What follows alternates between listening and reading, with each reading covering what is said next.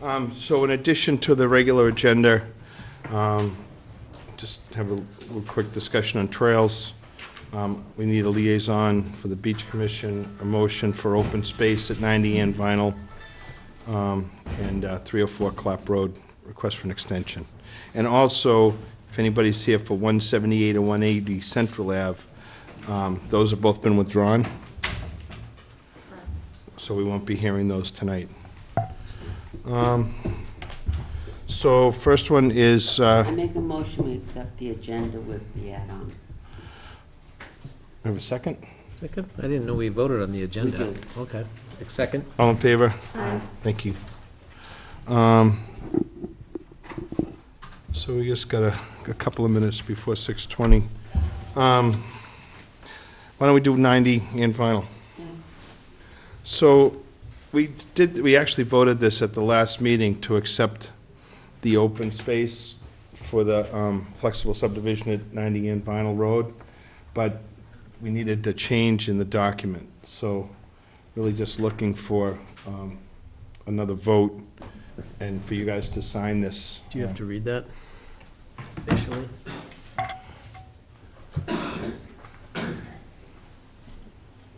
I guess we do. Is this the most recent one? This is from Cindy Amara. Thanks, Yes. Doug. Keeping a... Keep an eye on it. We need all the ayes. All right. Does anybody have any questions about it or No. anything? No. So I move that the town of Scituate accept a deed, I could have let you read it, for the donation of land at 90 Ann Vinyl LLC through its Conservation Commission for administration, control, and maintenance under provisions of Mass General Law, Chapter 40 and 8C. The land of Scituate, Massachusetts, shown as Open Space Parcel 1 and Open Space Parcel 2 on a plan entitled Curtis Estate, a definitive flexible open space development plan at 90 Ann Vinyl Road in Scituate, Massachusetts, dated June 14th, 2017. Scale is 1 inch equals 50, drawn by Ross Engineering Company, professional land engineers, land surveyors. Getting a whole ad in here for Ross. I know. 683 Main Street, Norwell, Mass. 02061. Phone number? Which plan is recorded with the Plymouth County Registry of Deeds, plan number 228 of 2018, and Plan Book 62, page 273, and also another parcel of land in Scituate, Massachusetts, known as Open Space Parcel 3, on plan of land entitled Plan of Land of the Town of Scituate, 90 Ann Vinyl Road, scale is 1 inch equals 80, dated September 24th, 2018, signed by Paul J. Marabito, professional land surveyors, on September 27th, 2018, drawn by Ross Engineering Company, Inc., professional engineers, land surveyors in Norwell, Mass. Second? All in favor? Aye. Aye. Okay. Why don't we just sign it? And then, Yeah, it needs to be a notarized signature, so Mike's I'm gonna. gonna notarize it. Oh, wow. Yeah. This is June.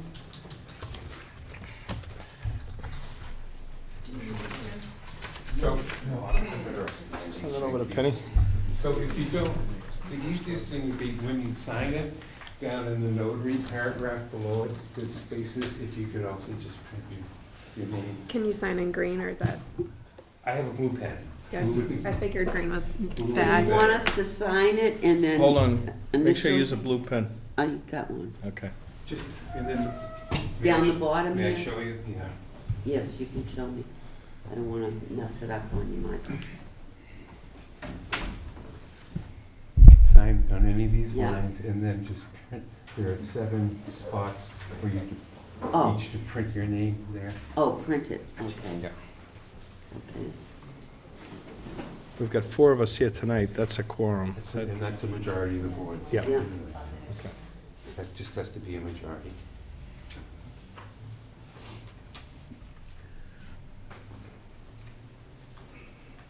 You'll be glad when this is all put together.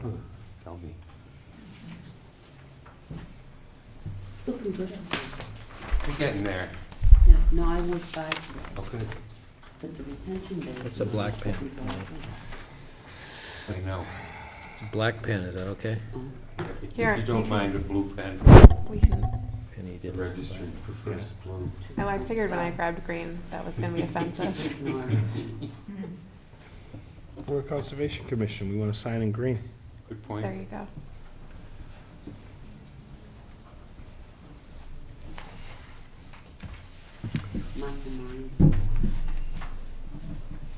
Mine's in black, is that gonna screw you No, up? Okay, because we I'm sorry. I we have a picked- couple of picked blues, black. You have to, you can't the fake that. subdivision is null and void.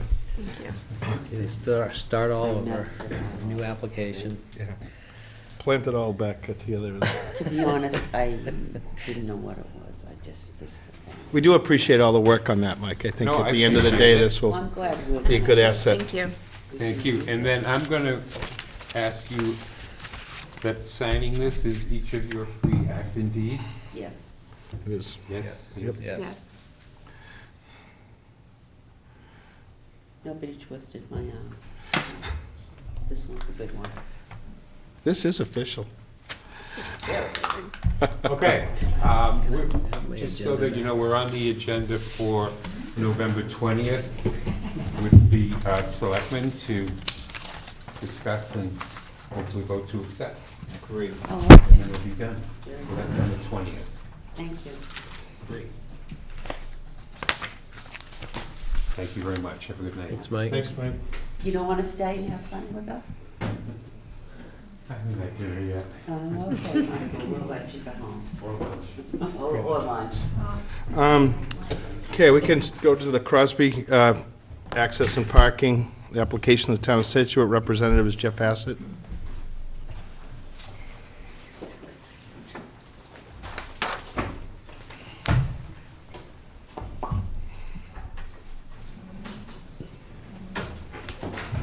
Good evening. All right, good evening, thank you. So I'll quickly get you up to date since the last time we met.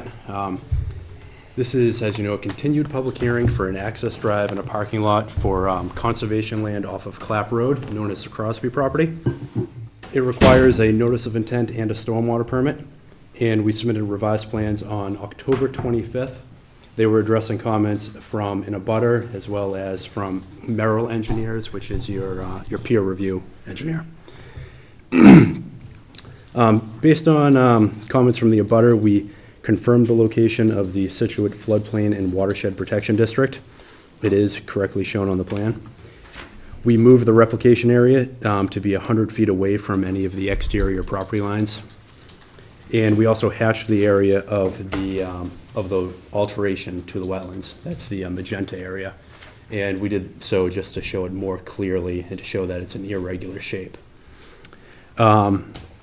Secondly, we addressed comments from Merrill regarding stormwater, and for that, to the report, we added an operation and maintenance plan that addresses how to maintain the project. Anything from cleaning culverts to cleaning out depressions, replacing mulch as necessary. We also added additional calculations for water quality volume and TSS removal. We detailed a cross-section of the replication area, and we detailed the outlet from that area. So they did have a chance to review the revised plans, and they issued a letter yesterday stating that all of their comments have been satisfactorily addressed. Penny? My only question, have we heard back from National Heritage? No, they asked for an analysis of if there were any alternative ways to reduce the amount of alteration. I had spoken to them, and then I sent them an email today with my analysis, and I have not heard back from them on that. So we still have to wait for that? We are waiting from them, yeah. Thank you. Just to that, well, good, let's keep moving and we'll come back to that. Two questions. Did you tighten up the grading on that a little bit? Just a little bit. The disturbance is a little bit smaller than it was, not much. It But went from 4,300 square feet to 4,200 square feet. and my other question is, does Merrill review the O&M plan as well? They did, yes. They did. They were good with that? Yes. Okay. Yeah, they actually requested that we add that to our report, and then in their letter from yesterday, they said, comment satisfactorily addressed. Okay. Right. And my third, you asked. So- Set? Jen? I'm good. Amy, want to add anything to this? In the audience? Yep. Just you want to state your name, yeah. 55 Park Road, I'm the abutter. I think you've done some work, I don't think you've done all of it that I asked for. And I was very specific in my objections to the plan, given the bylaws of the town of Scituate as I read them. And I don't think you've answered any of my objections to your not following the bylaw. But the biggest thing I think that bothers me the most is I suggested that you go for a peer review of these plans using somebody outside the town of Scituate, because the town of Scituate is proposing this and the town of Scituate is agreeing to it, and yet you seem not to be following your own bylaws. So I would ask you again, isn't it possible to have somebody else look at this plan that is not a Scituate resident, that does do peer reviews, to come back, and if they come back and say that this matches all of the bylaws for the town of Scituate, and it matches all the stormwater runoffs, and it matches all the vegetated wetlands, and it matches all the state plans, then I'm gonna be happy. Until then, I'm not gonna be happy for it. Jeff, why don't you, in terms of the peer review, I think he just stated that it was done by Merrill Associates, which is in Hanover. Okay? I would like to talk with them then. Well, we don't typically, I mean, But you have not responded to the specifics of what I asked you to respond to. why don't you give us the piece that, or pieces that you have? For one, there is a designation of the floodplain and watershed protection district. So Jeff, can you answer that? On that map, that does not match this map that was done by Morse Engineering, nor does it match the GIS maps that I got from the town of Scituate myself. Okay? Yeah. I don't know how you move. We have two engineers here, so let's see if they can answer your question. Yeah, so that was in the letter, and we did look at it. I looked at it 4 different ways. You can look at the 1972 map, which is referenced in the zoning bylaws, and overlay it graphically, and all of the work is outside of that district. You can also, they also assign an elevation 100 on NGVD 29. Our work is higher in elevation than that. We also looked at overlaying the district as shown on the zoning map. We overlaid that, and also the Scituate GIS. And in none of these methods of coming up with that line are we proposing any work within that district. Doug, do you, I know this is sort of off the cuff here, any thoughts? Well, I did look at it, and I used the GIS first, because that's the easiest, because that's something I could get. And I overlaid it with parcel lines also from the GIS. And there is some subjectivity to it, because the parcel lines aren't exactly on the surveyed property lines. So if I overlay the GIS property lines onto the surveyed property lines and try to do a best fit situation, I came within, you know, a reasonable distance of that. Because that line on all the maps, you can see that property line, and he's hugging that side of the property line. So in none of those locations, yeah, if you just point to that, in none of those locations, I could see where the zoning line, the watershed protection district line, encroached into that property line. So This is the line that we're discussing. if, So the critical. Elliot, do you want to come forward? Do you want to see some of this? and I would love to see the map that you had referred to in your letter. That I could not find that map. The survey that was done when the property was sold to the town of Scituate starting in 2012. And this is the floodplain and watershed protection district. And this is the area that I'm talking about. Oh, yeah, that's not even close to this. Yeah, it's 18 feet.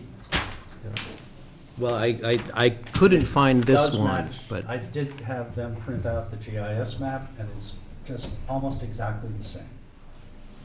And so I don't understand why well, on that map it's different than it is on this map, except this map is trying to accomplish something, and this map was not trying to accomplish something.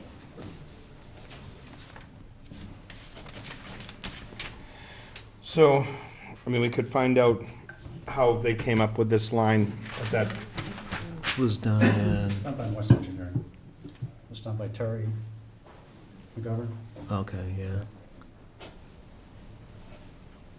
And we could ask Terry how he came up with that. He works for He works for. Stenbeck now. Okay. And it could be that he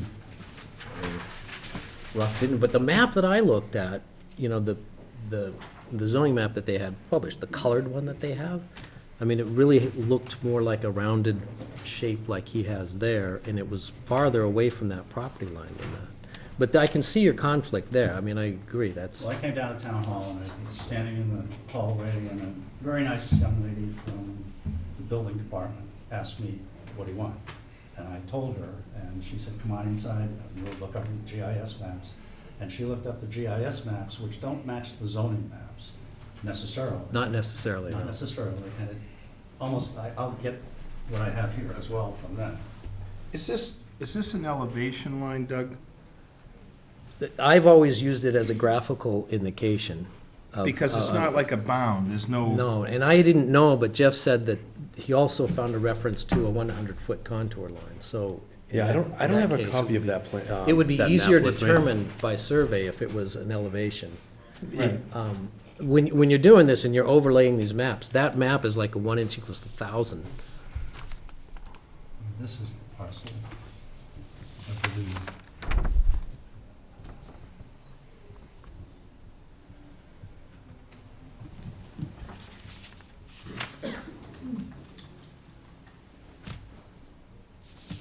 Well, here's what it is, the legend here.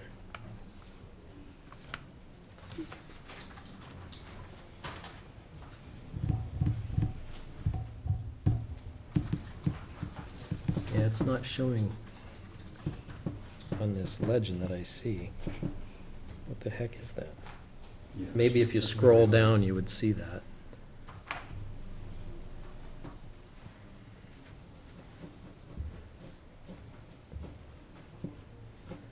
I mean, I guess what would be fair, I got the, because you can get this online, and I can take a computer and I can overlay the two things, and that's what I did. And the line that I had on what I downloaded looked similar to that, and it didn't come, that looked very reasonable to me. But I understand the subjectivity. If we were arguing over feet, I would say we can't determine it. No, but that's not feet. But, because and how Terry might have done this, it's possible he could have overlaid this. You scan it in, you put it in your computer, and you try to do a rough scale, and he just kind of winged it in there. And because there wasn't anything being proposed, he might have been No, that's- somewhat careless. And to me, if he did a radius on that, it would pull that back over. But I can't answer his, I have other how survey he maps came done up with that. back in '74 by Neil Murphy. I have the original 1914 survey maps that were done. My wife's family's owned this property for 100 years. So I have plenty of survey maps. I know the property. Was this same line on a Neil Murphy plan? I can't tell you yes. Because- I can't tell you definitively. Because I own land up the street that Neil Murphy drew that was run wrong, I know. so, I know Neil Murphy as well. not to put that down, but it costs a lot of. I checked the two. I would take this first as, you know, this exists, it doesn't match that. I asked you to look at both of them. I'm not sure that was done with the same criticality as looking at this first and saying, well, okay, we have to prove this is wrong before we can prove that's right. Is that a difficult, how would you? Well, I think what we have to do, it's like, I mean, I could talk to Terry. Jeff's trying to say something. Can I comment on this? Yeah, go ahead. This district is actually a zoning district, and in the zoning bylaws, they define it as shown on the 1972 map, which we do have a copy of, and we overlaid that, and it's in this area that we're showing. You could argue that it moves a couple feet, but in no way did we come up were we doing any work within it. But they also assign an elevation to it. They call it out as elevation 100. Right. And we survey checked that, and we're at elevation 104 with our lowest work. So I think it's ultimately a zoning thing that the building inspector would make a call on. The zoning inspector could make a call on it, I suppose. That would be a fair thing to do, as opposed to sending it back to Merrill and ask them to do the exact same. Okay. um, Well, that's why I Would that asked be- about would an that be fair? elevation, because elevation 100 has Well, always that's been something you my... can determine by survey. You know, in most locations throughout the town, when I've had to determine these, you're doing that similar profit. You have this 1,000, 1 inch equals 1,000 scale map, and you're trying to put it on a 1 inch equals 40. There's a lot of distortion, a lot of map distortion. So I would rather it was something more definable, but, But if you told me you changed the bylaws, no, No, but what Jeff is saying is the bylaw says that it's the 72 map is the map to go by, and the map from the 72 map is not this line. So, so this, I'll look at the 74 maps that I have, okay, and I'll look at the 1914 maps that I have. all right, And I'll look at the survey I did in 1991 when we bought the property. okay. The second issue I had is the zoning bylaw says 2,500 square feet, the wetlands bylaw the says wetlands that. bylaw, Yeah. And yeah. and yet you're talking about 4,100 square feet. And then it says replication of double that, and yet you're only proposing 5,000 instead of 10,000. It just So- doesn't make any sense to me, Frank. So in this case here, and we've had Yeah, the this waiver asked, clause, yeah. just read the waiver. Yeah. Read it to me. You're the guy reading things. Conservation Commission may at its discretion waive one or more of these regulations when the commission's opinion the proposed work potentially represents a significant ecological improvement when compared to existing conditions or will not adversarially affect an area subject to protection within these regulations. And I guess my point would be, we purchased this property, and you know it as well as I do. You know why we purchased this property, and we all had an agreement that we would put this road here. The town of Scituate had access to part of this property that went through your property. That wasn't acceptable. That was part of the purchase and sale agreement. And the purchase and sale agreement was that we would relocate the access to this location, which would solve a problem for everyone, yourself included. So we came up with a road to do that. We're not building a subdivision here with a lot of houses out back. We've preserved a lot of land for the town of Scituate. All the people in the town of Scituate have paid for that land, and we're trying to come up with a reasonable way to access that property. I don't disagree. And so the commission, within that, has the right to look at some of these pieces. Now, we could do more replication if we thought it was useful, but a lot of times the replication can be damaging as well. So that's why we limited it to this. That's why we kept the road as narrow as we did. We're trying to make this similar to the path that was in there, although we have to meet more requirements. We're trying to make this ADA accessible. We're trying to satisfy the police, the fire, all those other pieces. And I think we've tried to do that in a pretty conscientious way. We're more than happy to make sure that we follow these lines, but I do think that we have the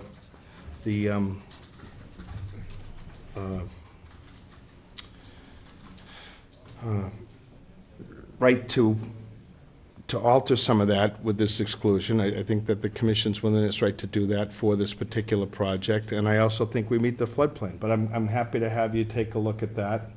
To your point, I'm not sure who else would do this. We have National Heritage taking a look at the project. They're a subjective group. They're outside of the town of Scituate. They're looking at this. They've sent in their suggestions, which basically have been to try to minimize disturbance in getting this road in. Jeff's answered a lot of their questions.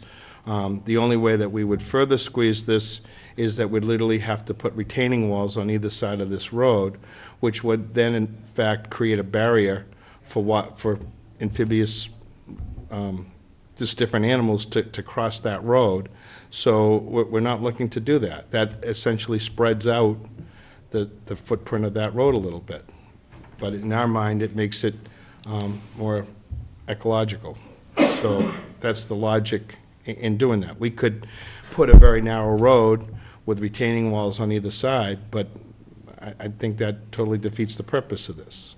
So we're happy to take a look at that line.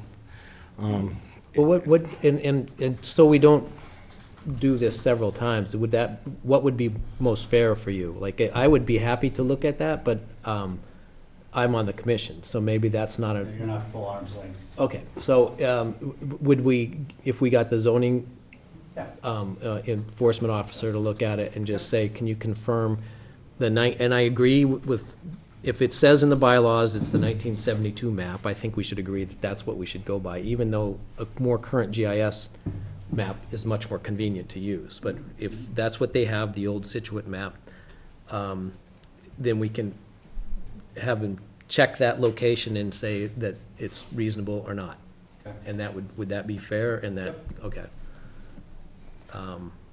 And do you want to talk about that, or would you like, I would be happy to shepherd that too, if you'd. I don't mind, I guess whatever you prefer. Okay, good. Let him do it. Let Jeff do it? Yeah. Okay, Okay. all right, good. All right, You probably anything get else? done quicker than me, too. I gotta look at my notes. Okay.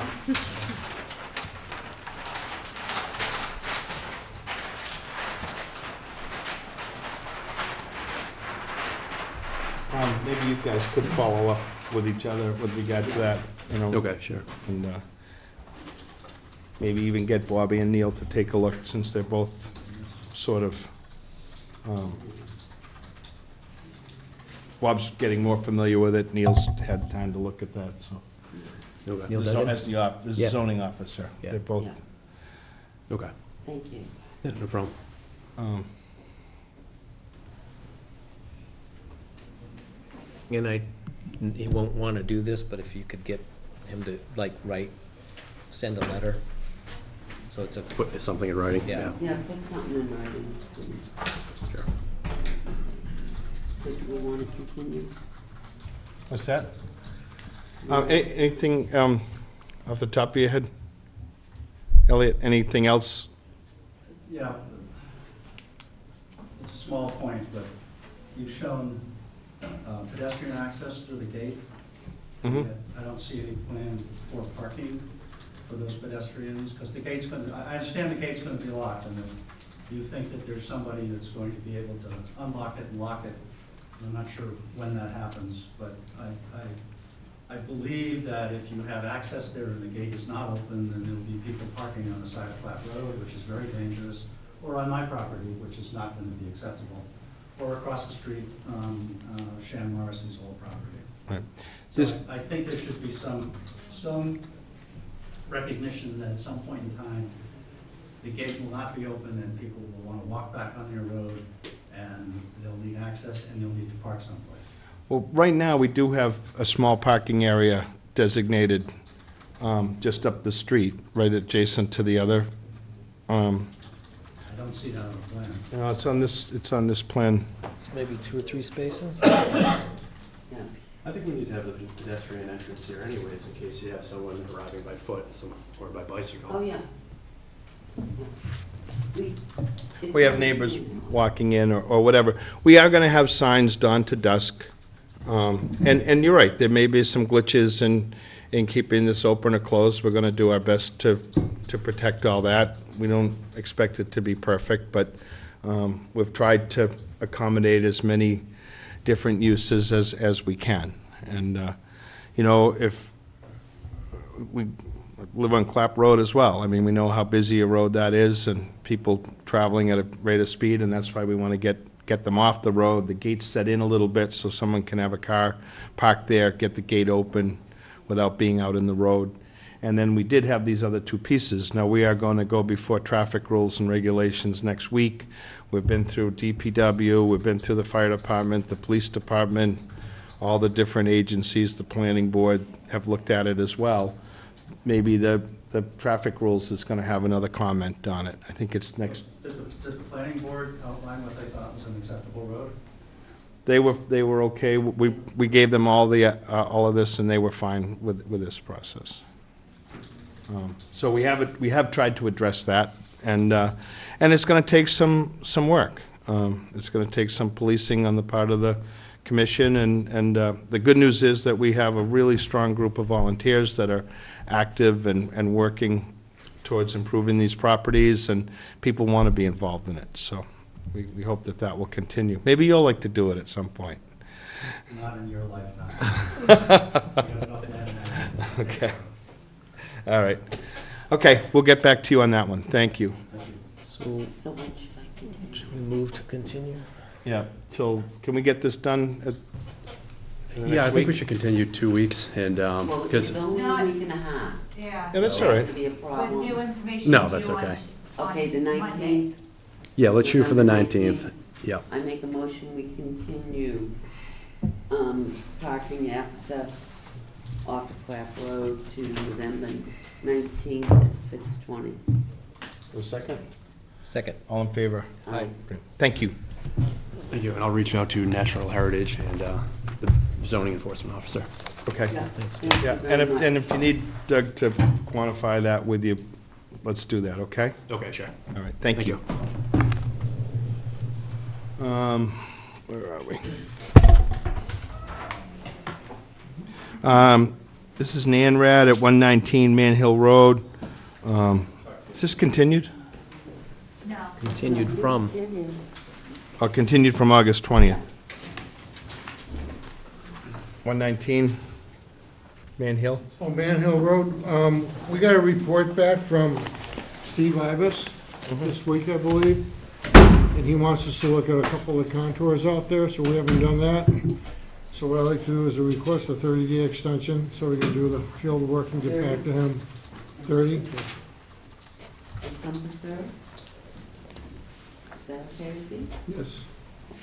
I make a motion that we continue the ANRAD to 119 Man Hill to December 3rd at, well, we don't give a time you give the ANRAD.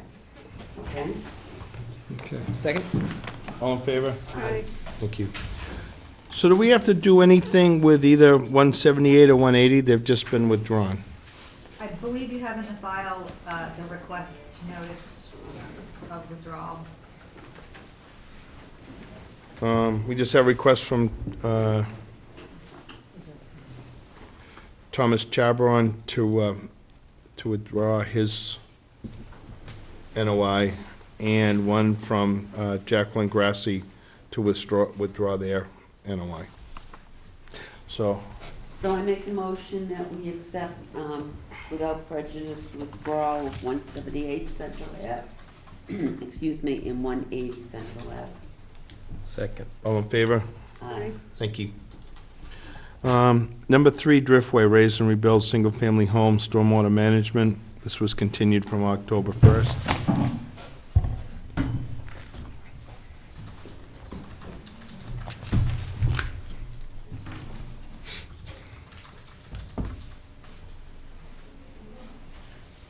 Let me just give you a quick update. At the last meeting. I know that you're infamous, based on all the times I read your name here tonight, but for the Oh, record. you did? I didn't know that. Oh, yeah, we've been talking about you, you were out in the hall. You wanna give us your name?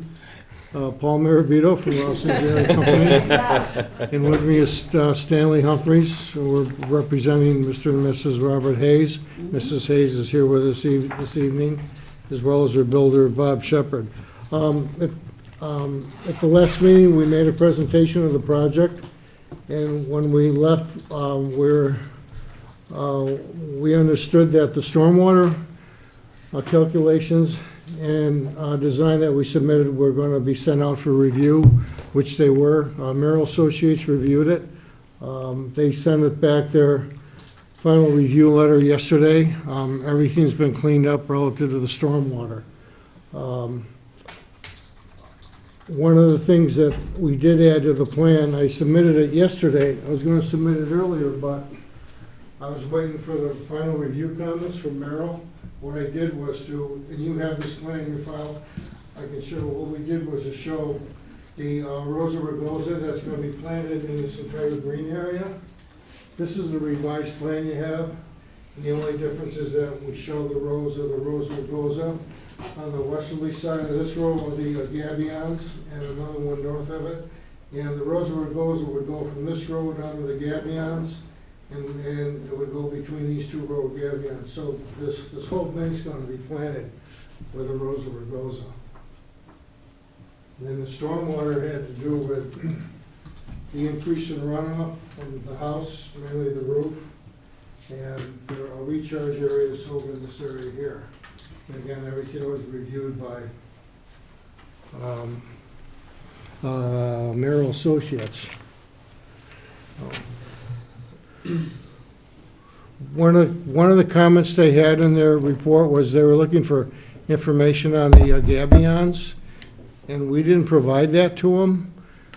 I had asked why they were looking at the gabions, and they thought when they were given the site plan, they were supposed to review everything, and I said, our understanding was you're only gonna review the stormwater, but I'll let Stan chime in about the work on the coastal bank and the reason why we didn't have Merrill review anything relative to the coastal bank issue. Stan Humphreys with the LEC. I think there was a little bit of a miscommunication in understanding what sort of peer review was necessary on the site. And as Paul said, we definitely knew stormwater was. We think the engineer may have just gone a little bit beyond what he was requested to do. But I have prepared 3 sheets of information just to give the commission a better idea of what the gabions will look like with the geogrid, not the wire baskets. And then there's a diagram showing the number of different configurations that these gabion baskets can take.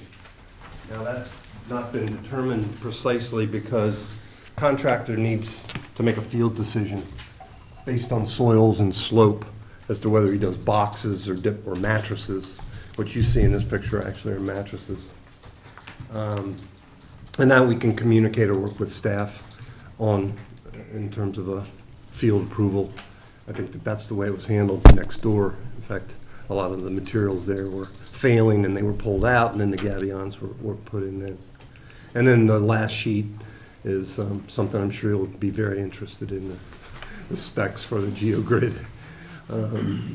Much better, we think, than the metal baskets that are coated, particularly in this environment. Even if they're coated, rocks will move and scrape away the coating, and then the metal is just going to corrode. So these will be very much long-lasting. And we're hoping that, this supplemental information is satisfactory for completing the hearing process. But we're here to answer other questions.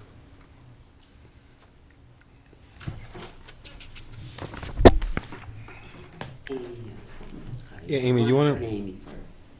Okay, sure. So, one of the things that we were looking for was input on the coastal bank, and what they had planned up there by the state. I did hear back from them today, and they are suggesting that we meet with them as the project team and the state and the commission to have a firsthand look at this particular cliff and what we're planning to do out there.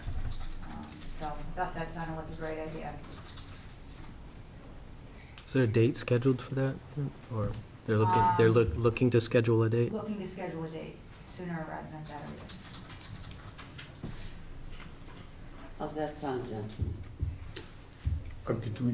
Could you be a little bit more specific on who precisely? Yeah, Would be so, from the state, CZM was who I was consulting with, Rebecca Haney, and we were reviewing, just the detail of the project.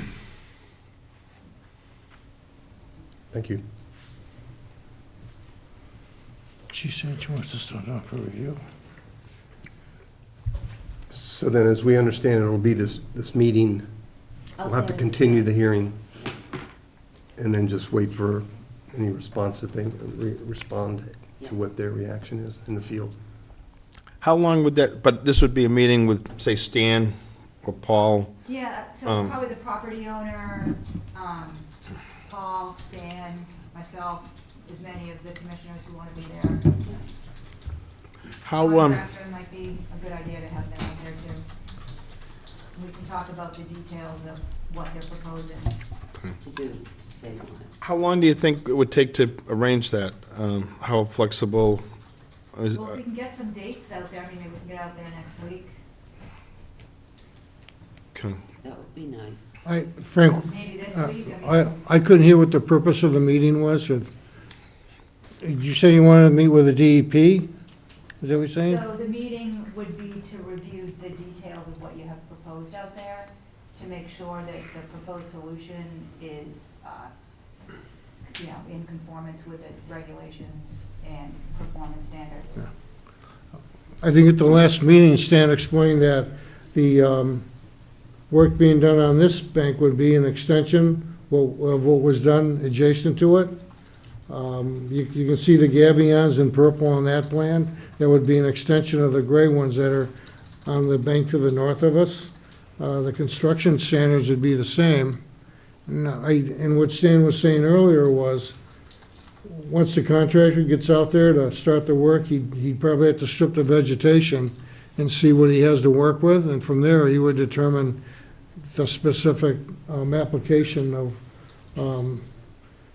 the different materials he would use and where he'd put them, as far as the size and shape of the gabions, and also the riprap and the stones, as well as the imported material for the base for the plantings.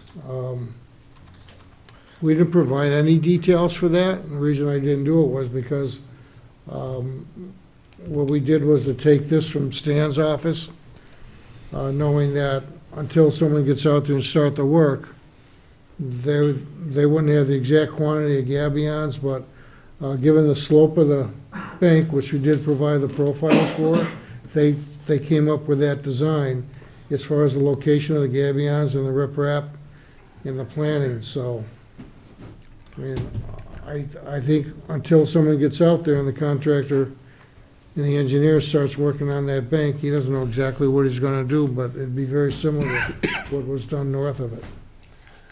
So Paul, I understand what you're saying, and I think Stan had said they're not even totally clear which type of gabion you'll use until you get this started. And I've had some experience with this. Stan and I actually worked on a project on Second Cliff, very similar circumstances years ago, and it is a hard one to determine. The cliff's not an easy cliff. I don't know if you did any borings here, but it's basically glacial till with perched water tables, and it's pretty difficult to determine just what you'll do with it till you get there. And as you say, sometimes the contractor, person working on that, has some suggestions along the way, which means it comes back as some sort of a amendment, or at least checking in with the agent, saying, okay, are we on the right track here? We found some things here that we didn't expect to find, or whatever. So I'm wondering, on the house next door, they originally didn't have gabions, I think, and then they had some failure, and so they added those, and that seems to have stabilized pretty well. Just one Definitely. second. Those alterations to that cliff have proved to be fairly stable. I mean, we've had some storms. And I haven't been out there myself to see that, but I remember the other application, it was kind of frustrating. They were trying to get it built. It's very steep.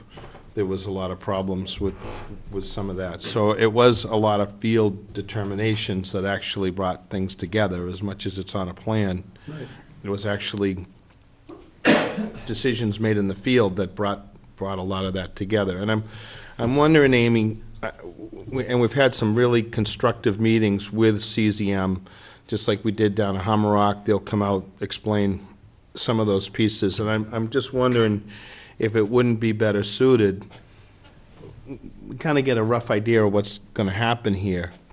Would we be better off letting them get this to a point where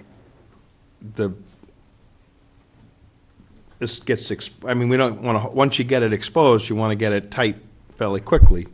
So we have to get a time frame. I mean, you don't want to leave this wide open for too long.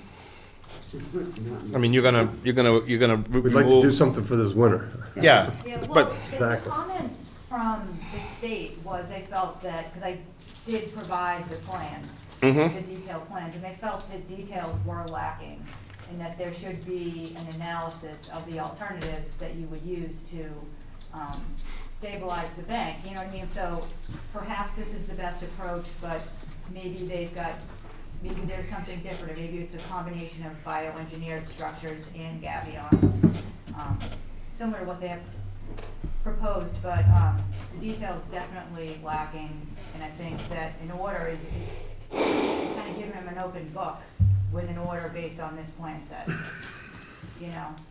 if we were to close this with an order, but one of the orders was that it was upon consultation or agreement with CZM. I just see this thing getting bounced back and forth, so that, we'll wait for CZM, then they have some different ideas, and then they have to go back with the engineer. I just see this going back and forth for a while, and I appreciate, I mean, we do want to work with CZM. We've done that in a bunch of cases, and we continue to do that. And I'm just wondering if there's a way to move this forward.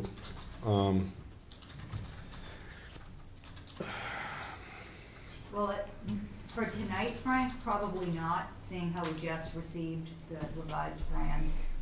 So we haven't had enough time to take a sufficient look at the new information.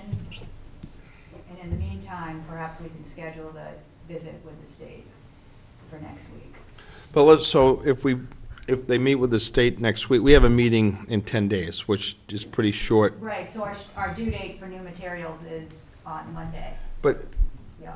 But we wait sometimes for some of this input from the state, which is not, it's frustrating. It's frustrating for the applicant. It's hard for us, we get to this point, and then we have to kick this down the road another month to bring everybody together, so then you move into December. Just in terms of trying to get these projects done, that gets pretty unrealistic.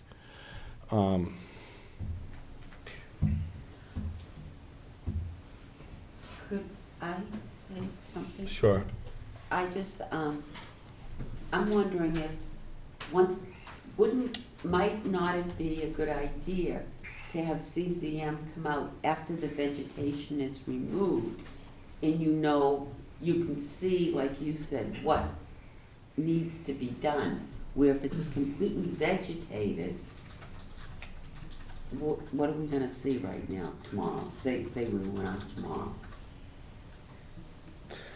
Yeah, I think, if I understand you correctly, if we could move ahead to a point in the project where then we could have some technical assistance, we'd be open to technical assistance. That's what I'm thinking, when it's ready, And to- and you can see, Right. okay, this is what we really have to work with. And if we need to fine tune the design in some way, Yeah, I think we could do that through an amendment process right. and work at our own risk to make sure that it continues to move along. We get input from them Yeah, then they would. at a critical point in construction. I suggest that the contractor be there as well. Yeah. So he Yeah. can No, explain we what he said- wants to do and why, because, you could study this to death on paper, but I think it'd be very beneficial to speak to the people who would be doing the actual work, where they have the experience in these matters. And also, given the fact that this is really an extension of what was done to the north, which has held up very well since it was put in, it'd be helpful, and it might be a good learning experience for the people who are not familiar with the construction to see what's involved with that, but, Yeah. And Bob Shepherd is here, who was the builder Yeah, next he door. wanted to speak, And he basically oversaw that reconstruction and use of Gabion, so he's seen the performance of it over time. Yeah, You we wanted to did the hear? work for the Griffins next door, and we used SLT as our contractor to do that site work. And we worked very closely with Vinnie at the time because once we got out there, the plan that was actually drawn didn't work. They had plastics and fabrics underneath soil that couldn't sustain itself. There was 2 or 3 baskets of gabions that were tied into one location where there used to be an old platform. Well, we had to expand that all the way across to pick up the breakout that was happening once we exposed the slope. There was a breakout, we picked up the breakout with, we lined the gabions where the breakout was occurring so we could control that. And then we went with a different kind of filter fabric, and then the stone, and then we did our plantings, you know, soils and plantings. And for over 9 years, that slope has held up pretty well. There's one little scarred area down in the bottom that abuts the hazes that just happened in the March storms. Right. But that's right down at the seawall. None of the slope has moved one bit. So the method of what we use there really worked. Does this plan somewhat represent that method It you is. just described? We worked with Nick on, you know, making suggestions of what we went through on the other slope to carry that across. And that's the method that we use there. And, you know, the plantings were a big part of it because you like it was suggested by Ms. Penny there.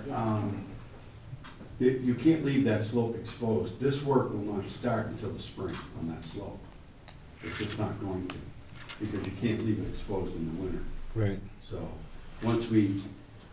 but the order is tied into the house construction. I understand. That's my point. Yeah. So if we could get the order to be addressed with field visits, and we had Vinnie out there every other day at times to Well, see what we were doing. My question, I guess, is there a way for us to close this and then with one of the orders being that it's subject to refinement of the slope stabilization? That would not be my recommendation to close tonight. I mean, number one, we haven't had time to review the new information. Okay. So at a minimum, you want to go to the next meeting. I think you should be requesting them to provide alternatives. So rather than a wing it approach when you expose, let's go through some scenarios on, you know, if Well, it looks like this, 3 different ways to approach this. I'm not saying wing it, and I think a meeting with CZM and some of the commission members would be beneficial, where we could talk about this and actually be on site to do that. But I also know that this has gone on for a while, and it would be a good idea. This is our second meeting. Well, I mean, we have the information that we need. I don't have a problem waiting another 10 days. But my point is that I don't think that we could discuss this slope and the revegetation and all that work to death, and then they're going to dig it up and then come back with something different. So, Which I fine. totally agree with, Frank, but I think that would be in the alternatives analysis, which is a minimal component, as Stan knows, in a NOI submission. You know, Okay. of this nature, you give different, what's the best, you come down with the best solution, and they've gone immediately to this is the best, and I'm not saying it's not, but you want to be prepared so that you can give good direction if it goes the other way. Well, I think, and I understand that, but having served on the commission for a while now and watching this one evolve and some of the other ones on the cliff, I sort of know how the process goes. And, you know, they have refined stabilizing that bank in that area with that other home, and they've got it better. The first one was a mess, and it took a while to get that squared away, but it seems like they've worked through some of that. I don't have a problem continuing it another 10 days. Dan can give some alternatives, and then, but I'd like to see if we can't craft one of the orders to say that. To get the agency involved in mid-process, we can do that, yeah. And then, Well, when and they then start pull the that together. stabilization.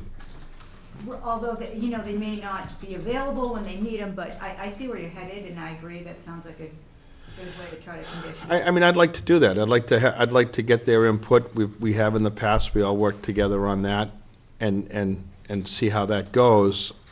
But I think it's almost a waste of time to try to have them re-engineer it again and again, and then find out when we dig it out that they need to do it again. I wouldn't think so. Right, well, I'm not suggesting that they re-engineer it, I'm just suggesting that they evaluate the different alternatives that you could go to stabilize the bank. So we know there's vegetative alternatives, there's structural alternatives, there's different methods that they use. Okay. It's a combination of both. Can you get something back it's got to be by Monday, right? For the next meeting. If you have that information by Monday, then we'll continue this till The 19th. the 19th. Close then. We won't do an order that, you know, when they're ready. If we have the information. Yeah. So are you suggesting that we submit the information, close it, and issue the orders on the 19th so they can start the work before winter? I don't know, Paul. All right. I'm not sure how complicated that is. I think we'll give us the alternative analysis that Amy talked about. We'll see if we can come up with an order that will pull together what you need and what we need for the slope. And then we can close it and then get the orders ready to go forward. Yes, sir. Is there a chance that you could split it into 2 orders so that we can get the house going? Because the stormwater work is all done, and then we'll come back and do an amendment to it or apply for a new order for the slope. And that way, it'll give Amy time to work with the state Oh, I see what and you're Nick saying. and these guys here, Paul, to work with the state to come up with an alternative plan. But it allows us to get the house construction piece going. I don't know if that's possible, I'm just We throwing don't it have out. a problem with Right. that end of it. It's- Well, and I appreciate the issue. I mean, it's, How, So would it, Because the work on the slope, honestly, is not gonna happen this winter. It's just, you can't leave that slope exposed during the winter No. months. so could a condition be that we file for an amendment on an appropriate slope stabilization method? That the house is approved at this time, but that an amendment would be required for additional alternative analysis and selection with details of the Yeah. bank stabilization. yeah, I mean, I feel like it's more their risk than ours by leaving an open-ended order that says something like that, the order that a satisfactory stabilization plan must be submitted prior to the construction of the bank portion of the project. But that leaves it open-ended to CZM saying like, we don't like your plan, and you have to change it or something like that, so. Well, Doug, what he's suggesting is that you close the hearing tonight, Exactly, yeah, you that's what issue I the mean. order, let them do the foundation. Then we come back and file for a amended order of conditions, which would address the work on the bank. but what Doug's saying to you is But the is if we meet with CZM and these other entities, and they come back with something fairly different than this, you could be living with that. Yeah, that's what I'm saying, like, I mean, I guess, from my perspective, I'm okay with an open order like that, saying that something still has to be satisfied before the, the construction of the bank portion of this, within some sort of a time limit. But, I'm just saying, I'm just pointing out that you're more at risk that, because they could come up and say like, well, we don't like gabions anymore, so. Yeah. You never know. But, right, I mean, so without a pre-approval, then I feel like you're accepting that kind of risk, but, I don't see the You commit. should leave it open to the 19th and under consideration and think about doing it, like you said, as an amendment. Yeah, and I was trying to work with them that we could maybe get that order ready by the 19th. And if you're looking at an alteration plan, I mean, this is new to me, all right? So, like, what alternate plan have you done? Like, just vegetate the bank? It or- could be or just what Amy said. Rip wrap the bank, the all entire bank, or vegetation. like, yeah, or all stone, or all. Or mostly all stone halfway up, something like that. Terrace vegetation. No, Yeah, I know, I'm No, just it saying, doesn't. as an example, like, what else would you do that, you know? And so you're gonna put out, The other I mean, the other thing that I just look at this and say, you're already adjoining a slope with those pieces. If you're gonna have some radically different alternative, it's gonna change at the property line. That just doesn't seem conceivable to me. Doesn't Well, make I'm not sense. sure why Rebecca's comment was that she wasn't certain that this was the right solution. She wanted to take a Well, look at it. possibly that she doesn't know that in this other instant, the Griffin's house, it worked. How And- successful it was. Yeah, how That could successful be. that they tried other things and they were no-go, and then ended up, and this has held for And we're- 9 Or years. maybe the guidance has changed a little bit since the Griffins did theirs. I'm not sure what exactly the issue is. That's why it was suggested in the meeting. And we're trying to accommodate them and at the same time, let the owner move forward Right. with their project. That's where I'm trying to So get why to. don't we continue to the 19th, and if they can give us alternatives, we can try to wrap it up at the next meeting. And with a condition that we get agency interaction when it goes to construction.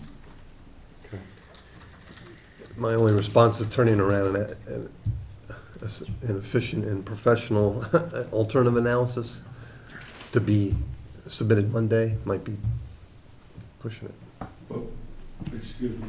We But that's for the can't come up with an bank. But that's, I know, alternative. that's for the bank, so I'm not really sure that that's necessary for Monday. Okay. So, I mean, because it's truly just the bank Right. that we're talking about. What we're asking for an alternative analysis is just the coastal bank, and that we're trying to say we're gonna work that into an order that's gonna give them and us the opportunity to evaluate this with CZM. And I just don't think it's reasonable to hold up this project until all those processes go through. It just doesn't make sense to me. so, And my only concern, Doug, about the amendment process is if we're showing the entire bank to have work done on it. right, So we wouldn't be increasing the work area. If we were just looking at gabions down at the bottom and doing nothing for the rest of the bank, and CZM said, well, no, you gotta get a gabion row up near the top, we wanna see new vegetation, that would be expanding the work area. And I don't know you could do that under an amendment. But under an amendment, I think we've covered the whole area where there would be work. right, that's why I guess what I was saying, like, if we left it wide open, just an open-ended, like, the project is approved based upon approval from, you know, in agreements with CZM and a satisfactory, you know, if it's wide open, it leaves you at risk that you would have to put, you know, I'm not, And I think an amendment also leaves you open to a possible second appeal too. So I'm not sure that's preferred. I Our don't- meeting I- schedule is pretty tight coming up. We've got a meeting in 10 days and then we have another one 2 weeks after that, so. It's not like we're not meeting a lot from now until the end of the year. yeah, I'm just, 3 meetings between now and the end of the year. as long as we, But we can't close on it anyway tonight because of the timeline, right? So we have to continue it either way. well, Right. we could close it tonight. But we didn't, the deadline for materials. if we close it, we're not taking any more materials. We're done. Don't close. But,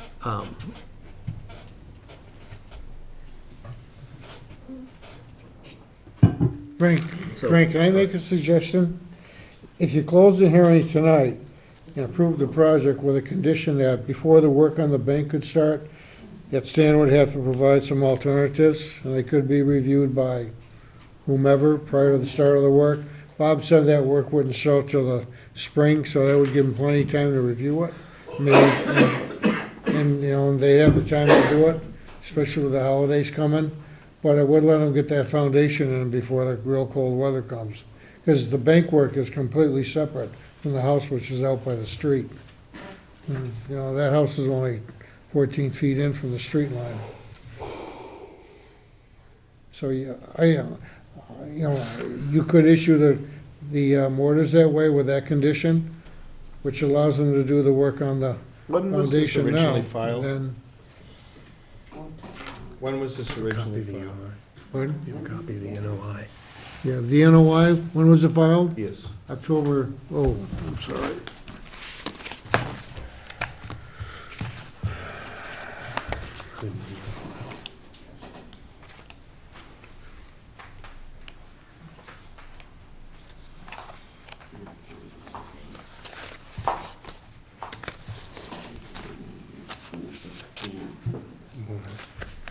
Is there a separate plan that shows the I don't have a recharge? stamp It was sheet on it. filed in mid-September. Because we heard it on October 1st. Oh, September 17th. Right. Approximately. Correct. Yeah, Yep. yeah, we had the hearing, and then it went out for review for the Yeah. stormwater. Merrill's first response was October 17th back to us. That's about right, September. So at our next meeting, that'll be 2 months. Yeah.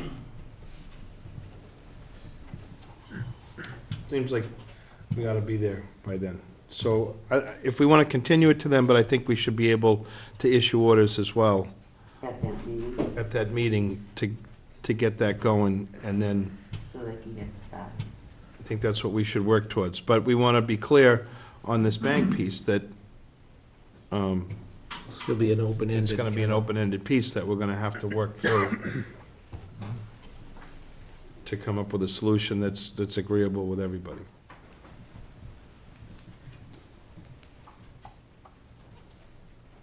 So make a motion to continue to the 19th. But that we're going to try to issue orders. Orders that night. Well, so that would mean that you would vote to close and then vote to issue, and then the orders issue within 21 days. No, we'd like the orders for the next meeting. If they can be, right. We would really like that.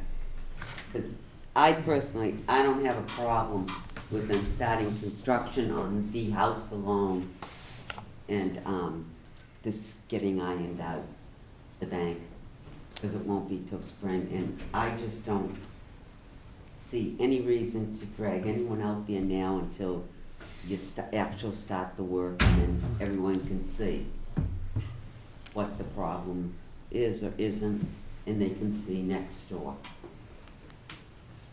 what they did and how well that's been holding, so.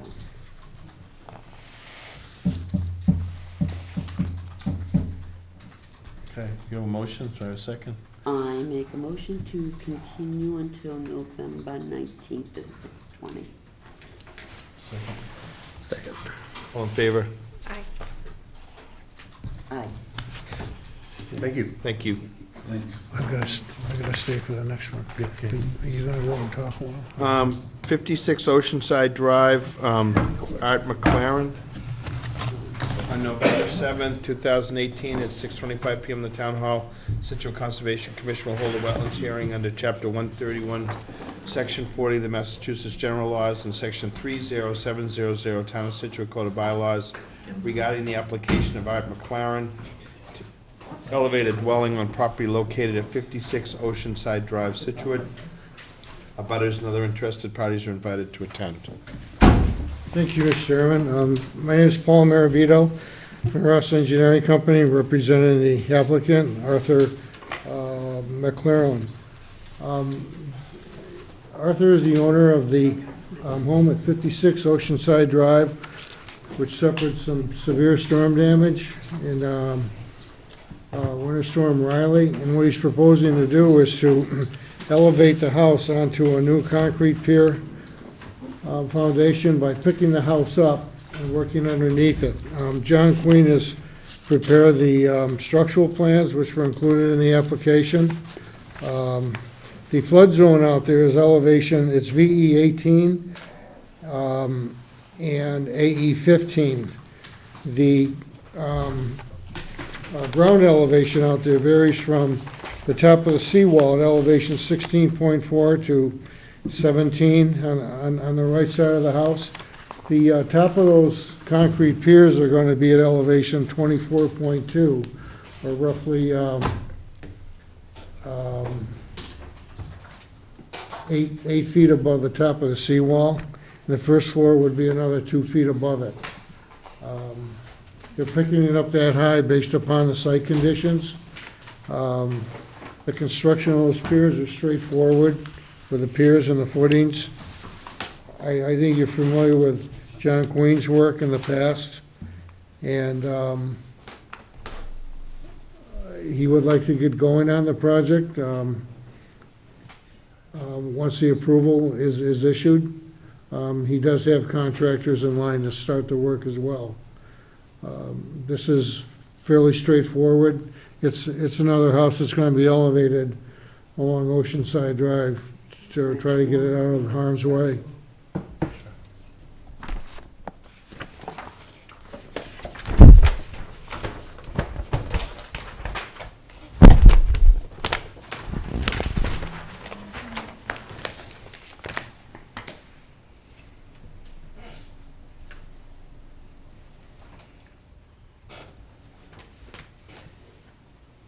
Where's this house gonna go, Paul, when they're driving the?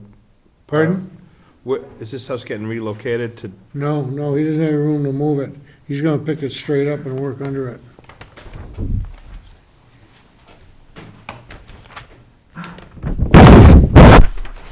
You want to see that? Yeah, I got it. Yeah. Like, You know, an elevation and stuff.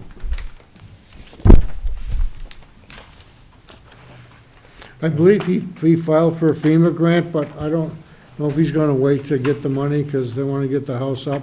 They got more damage, and the house has been damaged in the past as well. The people they bought it from, there was an elderly lady living in there, Yeah. which is about 100 years old. She passed and the family sold it to Art. So, Okay, Penny? I have no question. Elevations are good. it's well above the flood zone. The higher the better. Jen? Well, it's No, commensurate to Yeah. the neighboring properties. It's not going too terrible. Um, Have it longer. Amy? It appears to meet the requirements Thanks. of the act and the Scituate bylaw. Just, with all the excavating that's going on there, any idea where all that material's gonna get located or stored, or how you're gonna? he's got a foundation underneath the house, Yep. which is open, so there wouldn't be anything coming out of that, but the concrete foundation would be hauled away. He's not gonna leave it on site. No. They don't have room to stockpile anything there, so anything they do excavate, they have to haul away. Yeah, they don't have room there. The houses are close together Yeah. on each side, so he'd have to remove it. Okay. And the dotted line is the silt, erosion control. That's the silt sock. All right, anybody in the audience? I make a motion to close. Second, All in favor? Aye. Okay, thank you. Thank you. You. 31 Candlewood, restoration, disturbed BVW, and buffer zone.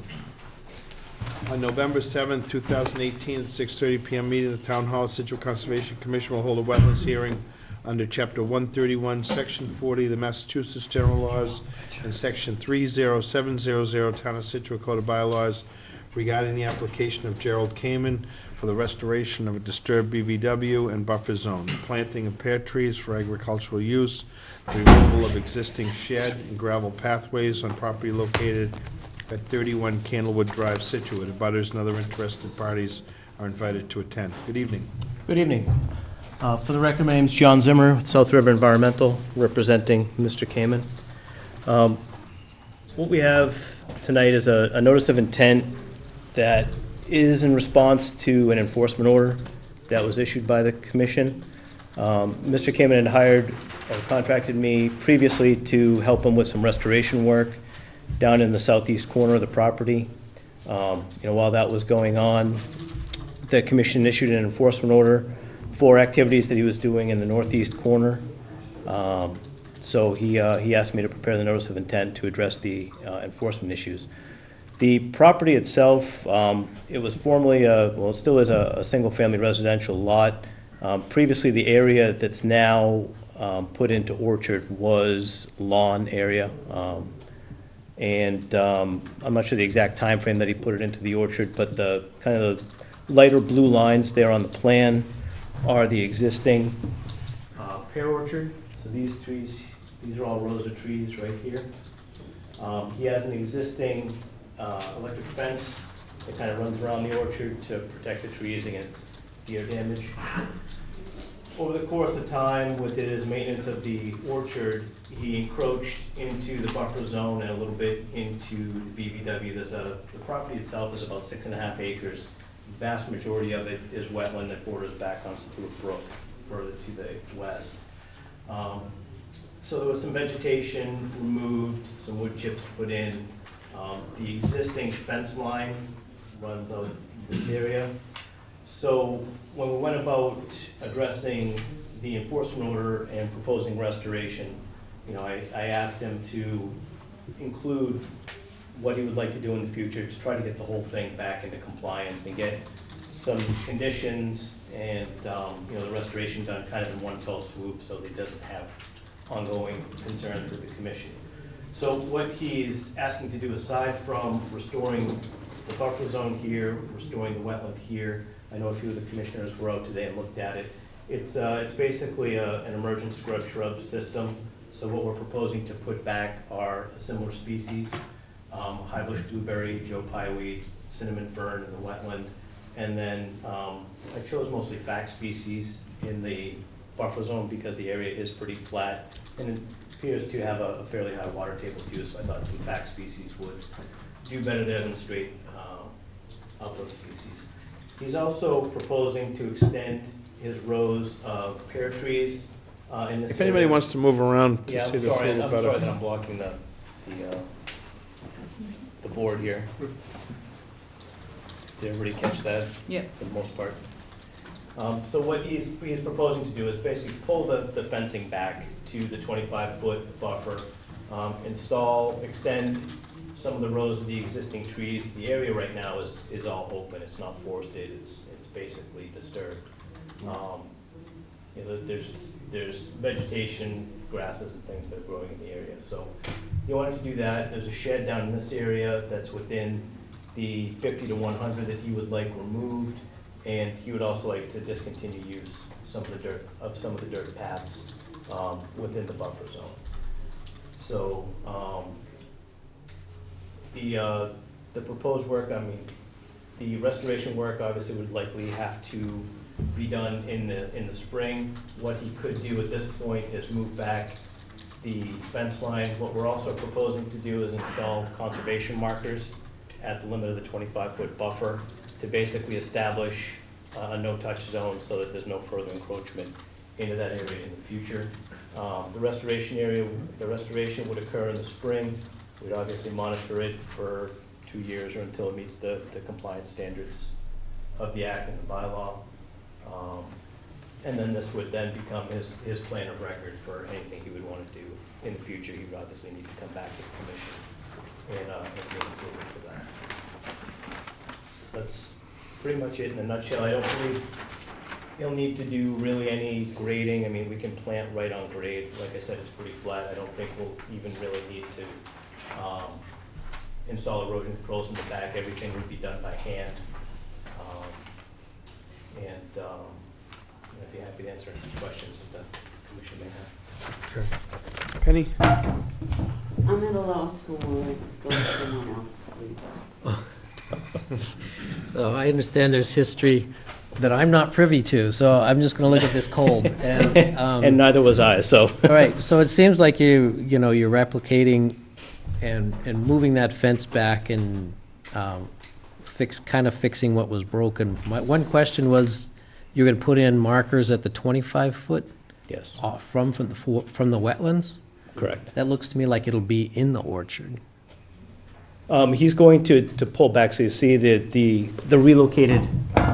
Just on that side then? line along this side. Yeah, just The on that existing- side. The existing orchard, which Yeah. I believe was approved previously, Okay, he said he went before the commission and did approval, but Okay. that's true, but. so you're just talking about that one line where the fence is gonna be I wanna relocated? bring it along, basically along the fence line, and then, you know, in this area, just to keep him from going back into that area anymore.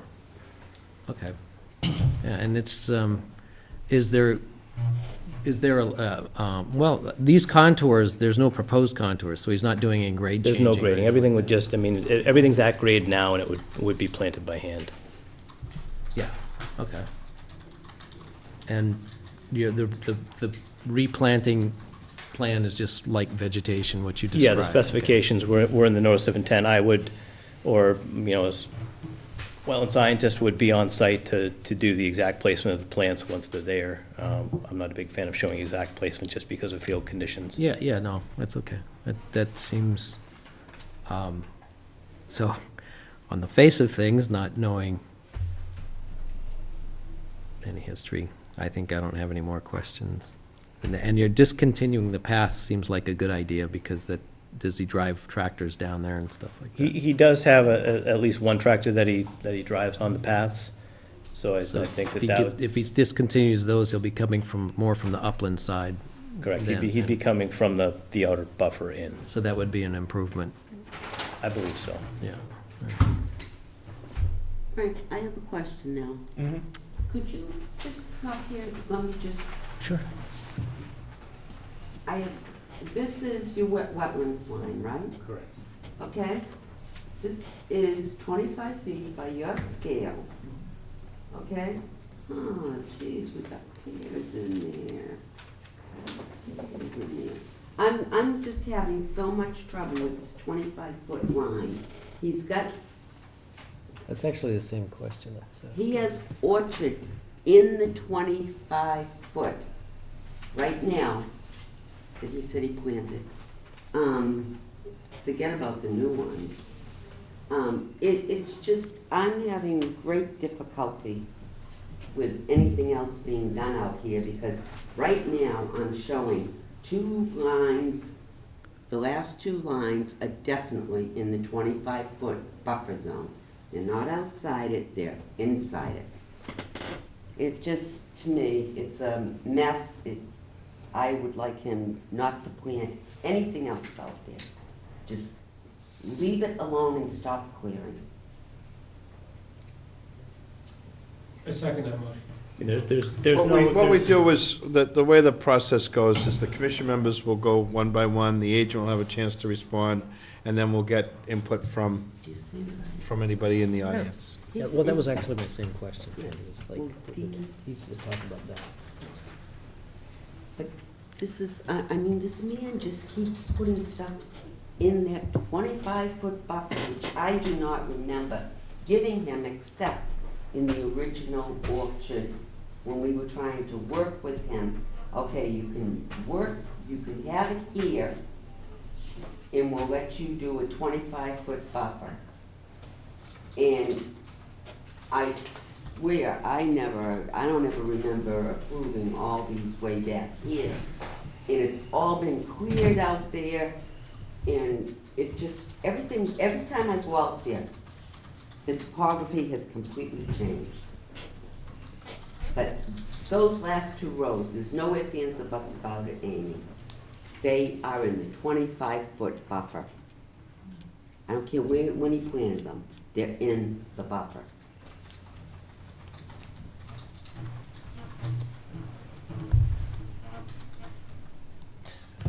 Jen?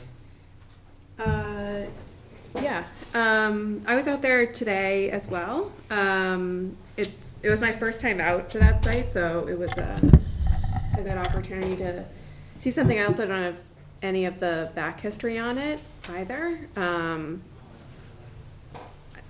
It's very wet out there.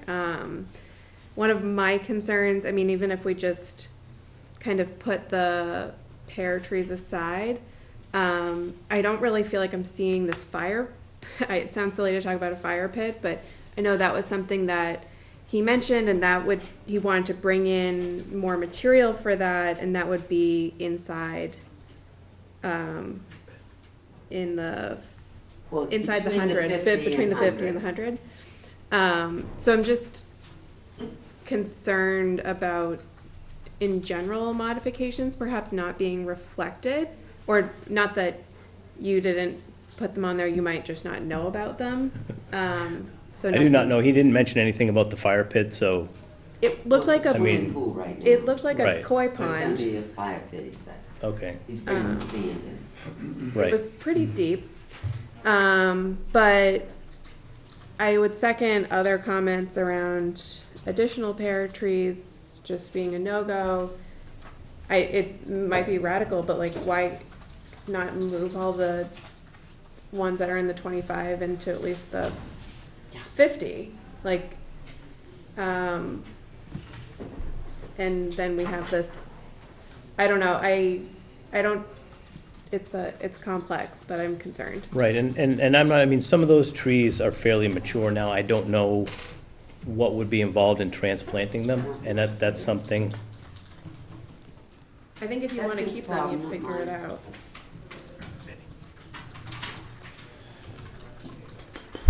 Amy? Geez, I'm not sure what to say on this one. I mean, the truth is, there's a long history here that predates me too. In fact, I'm the fifth agent on this case. So, and there's been a host of other wetland consultants, survey companies, and peer review engineers that have taken a look at this. It seems like we keep circling around to the same issues of, apparently not having our boundaries established for the buffer and the area of no touch. There was a time in the history, which we've got all documented here, where there was discussion of limited agricultural use and allowing him to go into that no touch, which Scituate has a 50-foot no touch, but at some point it was okay for part of the work out there to go into this 50 to 25, but always establishing that 25-foot no touch. So, as John said, this is a result of request from us to Jerry in response to complaints that we had from neighbors who have, watched and heard him out there doing, God knows what in the buffer zone. So it would definitely be a good thing to see restoration and have him reined in on the boundaries. Okay. So I'm going to open it up to the audience. The only thing that I would ask is, after this hearing, we're going to have several more hearings this evening. So I'd like, if someone has a concern, to voice that concern. If someone else has the same concern, maybe they could just say who they are and that they concur or whatever, just so that we don't get a lot of repeat. I know that this has been frustrating. It's been, obviously, you can hear it's been frustrating for the commission. It's a public hearing, we want your input, but I'd like to not circle around things that we've already had. So anybody in the audience that would like to tee off? Good evening. thanks, Frank. And just, and don't forget, this is the messenger, and we're really happy that, that we have a good, solid environmental consultant on this project. I mean, as I know this, it's much better for the commission to be dealing with someone that knows all the resource areas, can explain them properly, map the thing out, and get us the information that we need, than having some circular conversations about stuff that doesn't matter. This, believe it or not, this is better. So, go ahead. So my name's Jacqueline Comerford. I live at 147 Tilden. My property line doesn't directly abut the Cayman property, but my concern is that since we purchased our land 8 years ago, there had been a cease and desist order that had been already in place when we had moved in, but in the 8 years that we've been here, the destruction of area, not only in his property zone, but into the town land has continued. The only thing that the neighbors and abutters have been able to do is just call the police. There's been, I mean, we have videos of him out as far as behind where our property line is and behind the Ava's Lane cul-de-sac with the tractor, which is very obviously town land at that point. And the, behind, you know, back behind like where our houses are these really old, tall trees that exist. And they've been falling over the years, I think because the land has been so compromised that some of the bigger trees can't withstand the larger storms, like the root systems and everything. So there's less of the larger trees left than there were when 8 years ago we moved in. And you can see some, I don't know if this still exists, but you used to be able to see the aging destruction if you kind of zoomed in closer on maps on Google Earth and Bing Maps. Sometimes some of the older pictures, the more you zoomed in, the pictures were older and you could see the We have change. about 12 years of Yeah, so pictures you might to. see that.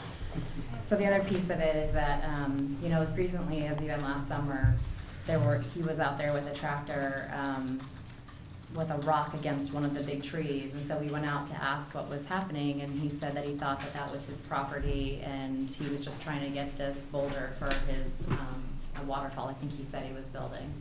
And so my concern is that the destruction hasn't stopped, even though there was a cease and desist order that was in place. None of that has really been repaired to date, and so I don't, in my opinion, think we should be allowing something additional being done without that being corrected first. And I know that this gentleman mentioned a 2-year planting thing, but in the documents that we have, their special conditions had outlined that any new plantings should be for 5 years before anything else, before these conditions were considered met. And so I think that that needs to be taken into consideration as well. Okay, thank you. Yes, sir. I'm Chip Dongaro, 40 Candlewood Drive. Hold on one second, Chip. I just, I would, for clarification on that, the destruction that you're talking about, that you've witnessed over the years, is that represented on this plan, or is it No. somewhere else? It's beyond it, it's on town land. It's over here. On town land, Yeah. over on the, this other side, the south side of that, what we're looking at Yes. there? Okay, thank you. One other thing, when you said last summer, you mean the summer of 17? Yes. Yes, not this past summer, because to my knowledge, he stopped and he has not gone back onto town property since that cease and desist was. Oh, no, I have videos of the tractor out there from within the past year. Out on the town property? Yeah, I mean, behind our land is town property, very clearly. Okay, thank you. Okay. Chip? Okay, so I'm at 40 Candlewood Drive, and first of all, I really don't know why we're having this discussion again, because as Frank said, this has been going on for decades. In 2008, he had filed an order or a letter of intent, document 682251, which was summarily denied by the commission. And he has continued to the wanton destruction of this property in the back. You say that the land is all level now, sir. The land was, if you look at my property, right next to his, my property is considered wetlands. I had an abatement by the tax division that because of the fact that it was wetlands, and just to step over onto his property, it is like night and day. He has come in with truckloads of, I don't know, I mean, I don't know what sort of fill it was, but there were constant, and we have that on film as well, truckloads just dumping in the back there. His tractors were going 24/7. And so all that land that you consider now to be, well, this doesn't look like wetlands. Well, it doesn't look like wetlands because he turned it into, I don't know, he turned it into Field of Dreams. He turned it into a complete, it's all completely level. There's no vegetation. If you look at my property and you look at his, it's like completely like night and day. His tractors, you talked about moving boulders up against the trees. He has taken his tractor and he has hit live trees and damaged those trees so that ultimately, I guess they just would wither and die. And let me think of what else. Well, for now, if I can Sure. come back, I'm sure I'll have a few other Yep. thoughts there. But the fact of the matter is that it's wetlands. Period. Filled wetlands now. What's that? He filled in the wetlands. Filled in the To, wetlands. to build those orchards? Whatever his intent is, he will never stop. He will continue, because that's just what he does. The fire department had to come back there because when he was clearing the land, without getting a permit, he actually started a fire back there that the fire department had to come, I think, Penny, what, 2008? Yeah. Something like that? Oh, Dig it was Safe. prior to that. Prior to that, DigSafe had to come because he uprooted something in his front yard, and as a matter of fact, on Christmas Eve a few years ago, when cut off all the electricity to the neighborhood. I've heard that. Yeah. So this is Luckily, that's out of our jurisdiction. yeah. And we're not trying to make light of this. No, I know you're not, and it's not. And you know something? I know that one last thing. I know that that this is not a hearing about his tractors or his noise or what have you. But I bought that property with my wife in '92 because we enjoyed the peace and quiet of the wetlands. And my wife developed cancer, and the last 2 months of her life, I had asked Jerry. I said, Jerry, who continued to run his tractor, I said, she couldn't even talk anymore. And it was April, May. I said, please just allow her to stay outside on the deck without that constant and tractor going and knocking down trees and destroying the land, and he didn't. And she died 3 weeks afterwards. So. Well, we've talked about this a little bit, and I certainly feel very, very badly about this. And it's a difficult part serving in this commission that we try to protect these pieces, and we try to work with neighbors. We try to deal with the enforcement pieces. And this has been a frustrating one for everybody. I'm not looking for sympathy. No, I'm not saying that. My frustration sometimes is that we are limited as well. I mean, we can issue an enforcement order, we can. You find them, right? You Pursue find this, them. we chase these things down, but it's limited, we're limited in doing this. Okay. The part that I think what we'd like to get to, and I'd rather hear the rest of your concerns, but right now he has an environmental person here dealing with this. So we're delineating wetlands as best we can, and then determine where or where not he should be with these things. How much more work do we want to have him do or not do to restore this? And then one of these pieces is putting in these markers, and maybe we're gonna ask him to put a lot more in, so that we actually define where he should be working. Unfortunately, we can't stop him from continuing to work in his backyard. If he's out of jurisdiction, or let's say he's in jurisdiction, but he has a permit to restore these, and then if he's out of jurisdiction, if he wants to work in this yard late at night, the recourse unfortunately is not with us. No, that's fine. it's I'm with- not saying that, But what we'd like to do is define the area that he should or should not be working in, what he can do with that, have it clearly documented, and then move forward. And you're also, and I know what you're saying, will this guy, will he do this, or will he not? But this is the part that we can do, and then if he fails to do that, we continue to pursue it. But continue how? Continue how? This is enough. Basta così, it's enough. We've done it for, you guys have done it for 20 years. Aren't you sick of them? After the storm this past year, a lot of people were frustrated by trying to make repairs or whatnot. And I went to multiple calls around town where people were in violation, would be there with the police. It's frustrating. We're telling them not to move forward. The police might tell them not to move forward. People don't seem to view this in the same light as, say, robbing a bank or something. Can't you find them? We can try. Well, you tried before, you just didn't pay them. And then just thumbed his nose at you guys and kept doing the work and destroying wetlands. So what do you do at this point? So- If I drove down Candlewood Drive at 80 miles an hour, how many times would I have to do that before the police say, hey, you know, Chip? I hear you. I'd like Yeah.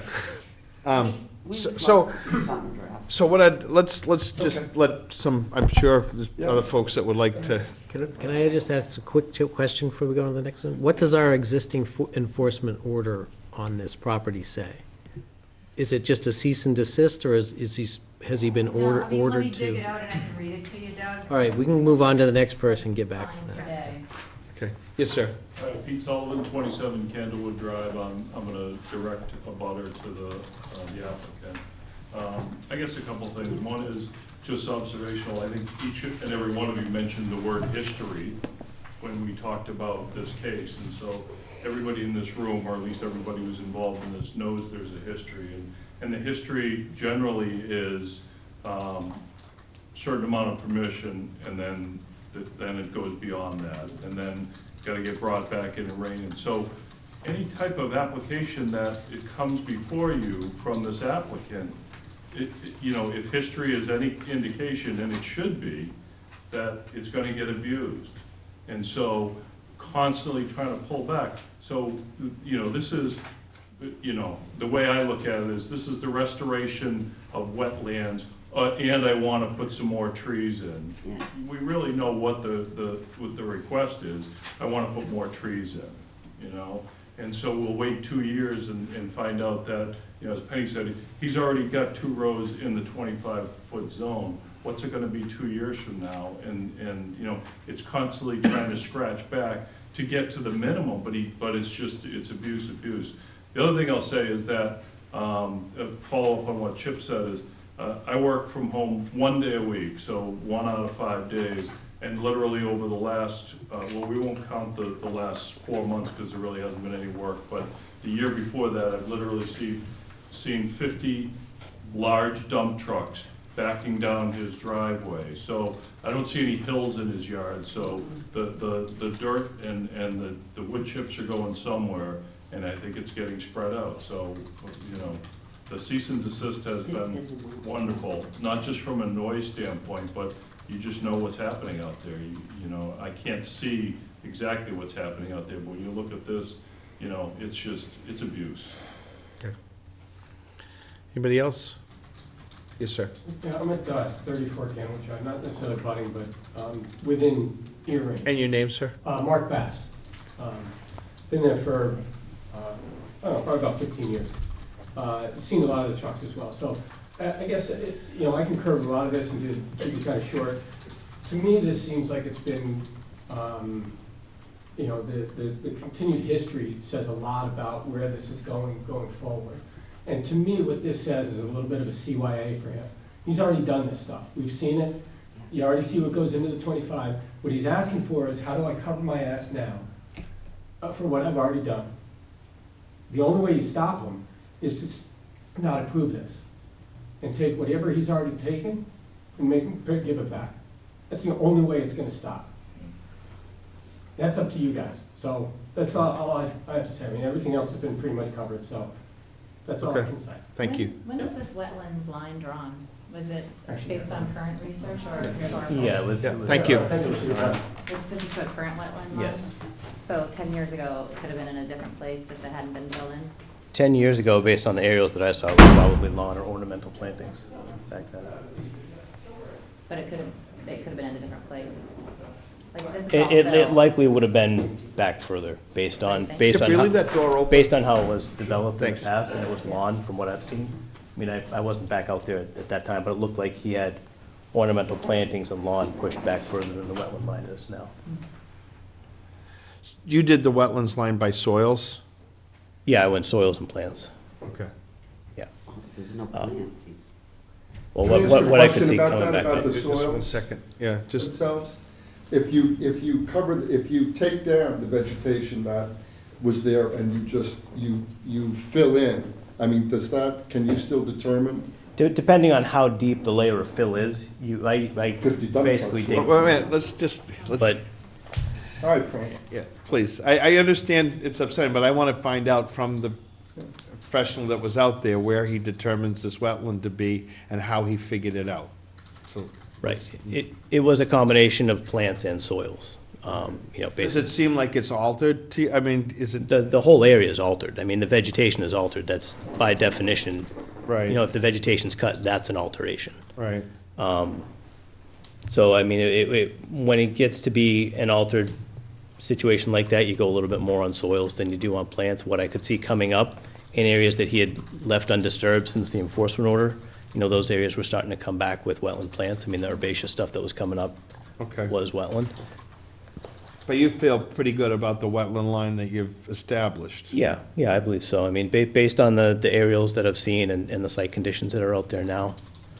You know, I mean, based on hearing, you know, what I've heard tonight and getting a flavor for some of the history, you know, at the very least, what I would like to do is figure out that 25-foot line off of the existing wetland boundary, figure out how many existing trees are in there, work with Amy on, you know, and Jerry on reestablishing that 25, at least that 25-foot. You know, obviously, I'm gonna have to talk to him about it, but it seems like in this area here, where we come up 25 feet, you know, basically reestablishing and restoring that 25-foot buffer, at least in this area. Right. The number of trees that are here, you know, maybe those could go back into the 25 to 50. But getting that reestablished, getting it restored, I understand it's not, you know, a fix for everything that's happened out there, but hopefully it's a start. I mean, Could you, that wetland line begins at wetland flag number 1, but Right. south of that, where does the wetland line yeah, go? it basically continues down in this area, so there may be some other areas. Right, that- so we would need to get the rest of that delineated in there, Right. because that whole corner might be in the 25-foot. I think we have the old delineation, but I don't know how many years ago that was. It was It probably was- 10. Yeah, if it's more than That- 3, then And it's that was, yeah. I So, don't know. let's say we have a wetland line that we can concur with, and we can have other, you know, we could say, well, we want another person to derive another wetland line, and we do that sometimes in cases of developments or things like that. I'm inclined to work with John's wetland line. I think he's tried to get a fair and reasonable establishment of that line. We pull in the 25 feet, and what we often require in different places is posts be put intermittently, and maybe in this location, we want to put them more than less. You know, if they're every 25 feet or something, that we put these posts to establish that 25-foot line. And let me just back up a little bit. I mean, Scituate has a 50-foot no disturb line. In dealing with Mr. Kamen, to the best of my recollection, it was decided that we would allow him to do agriculture up to, with the 25-foot setback rather than 50, because the state allows for 25. And if he were pushing for that sort of thing, that's how, was sort of the logic, that we could allow him a 25-foot setback as opposed to a 50, because it was agriculture, it wasn't a lawn, it wasn't any other sort of thing. But when we get back up into his yard, he should be observing a 50-foot setback. So in other words, from Mr. Gongara's property, where that wetland line sort of runs between the houses, he should be 50 feet back for any yard work that he's doing. The 25 is solely for agriculture. Right. So I can't, what's that flag in that top corner? Number 10. You know, so from number 10, it's a 50-foot setback. And then somewhere into where the trees are, it would be a 25. And I remember going back and forth on exactly what was out there for trees and how far they were, and I know that he'd pushed the envelope some, and then the discussion was, is it better to dig these things out, or is it better to leave them alone and determine, say, this is it, this is the line, put up these posts, just don't move any more. I'm just wondering what other things that we can do. Can you rescind the 25 to 50? I don't think we can take what we gave them before away. Like I said, we certainly aren't gonna give them a 25-foot buffer for lawn area. And, you know, he should be asking permission for this, not, you know, asking for forgiveness. He should have been here in the beginning saying, this is my project.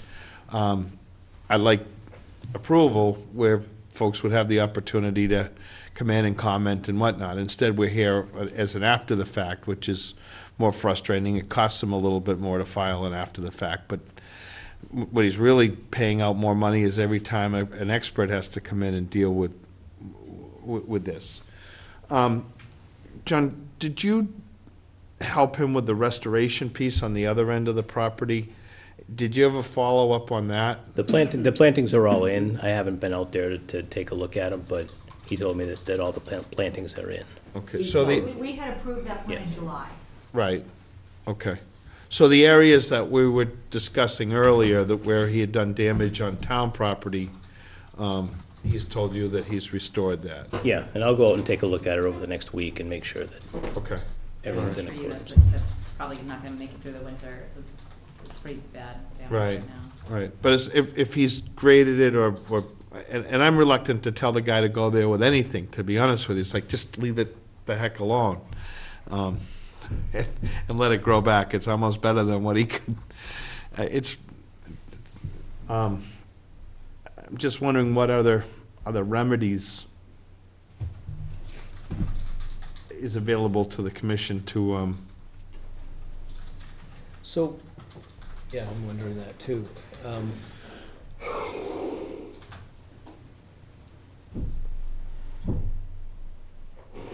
Can you reject the additional pear trees? Because part of this thing is restoration and more pear trees. Can we just keep the whatever it is, the cease and desist on more pear trees? Because as, you know, as Penny said, he's already over the 25-foot line with pear trees. Why would we logically Yeah, let him add more? my thought was that wetland line wraps around there, and the entire 25-foot buffer zone would have to be cleaned of trees, so they would all have to be removed. And if he could move them and replant them in the upland area part, I would probably be okay with that. I don't know if you can move those things easily without killing them. I have Yeah, nothing about pear trees, but. My sense is that But- he has. But that's my thought, is that entire 25-foot all the way around. Because it sounded like, even though he told you he had gotten permission to build pear trees within whatever 5 feet of the wetlands, that might not exactly be an accurate statement. So, if those were all removed, I guess that's my stab at it here of a remediation. And then the other things that he has about replanting the disturbed areas and stuff like that. So there might be not a complete net loss if he had room to put them in the other area up into his yard there. But, So not to like split hairs on it too much, but it's not all pear trees. Actually, we learned today that there's a couple of peach trees in there that aren't doing well. And so I think that am I making that up? He said that, yeah? No, he did say there's some peach And trees so, in there. okay. Yeah. like, it's not just, just for the sake of accuracy. It's Right, not fruit just trees, somebody who's like a whatever. pear aficionado, like there's more. Okay. And I don't believe those are doing well, and maybe he's interested in removing them. We also did see 5 or so trees in the driveway. Yeah. Oh, he's planting I didn't more. count them exactly, but it was like between 4 and 6, I No, and think. he's got I a mean, to be mountain planted? of mulch Yeah. of wood chips in the driveway, a mountain. John, what's the shed to be removed? It's a storage shed, I think that's where he parks his tractor maybe, and, I mean, it's, It's the shed down by where the 6 rows of pear trees that you always let him keep. So that's coming out. yep. So, So I guess in the interest of trying to move this along, does it make sense for me to go back, delineate the rest of the Yeah. wetland, at least around to the Y in the paths, get the 25-foot staked or marked out so we can see what's existing in there? In the meantime, we can talk to Jerry. I don't know what it takes to remove a tree and if it's, if it's gonna die or not. I mean, this is, partially his livelihood. I mean, this is what he does for income, but, not that the commission really cares about that, but, The problem is, okay, I did not plant them in the 25 foot. I understand. So, I'm sorry, it might sound callous, but whether they live or not, that's not my problem. He planted them knowing he was not supposed to plant them in the 25. So it's his problem. If they don't live, he created this problem. And Well, they have mechanisms where they can move trees. I mean, they can Yeah, move trees I much mean- bigger than that. Yeah, I know they have tree There's space. and devices things. to, yeah. to cut those roots and move the trees, so. I'm wondering, like, because John goes back and talks to his client and delineate, I agree, I'd like to see the rest of that delineated, then we Yeah. can see how many trees are in there.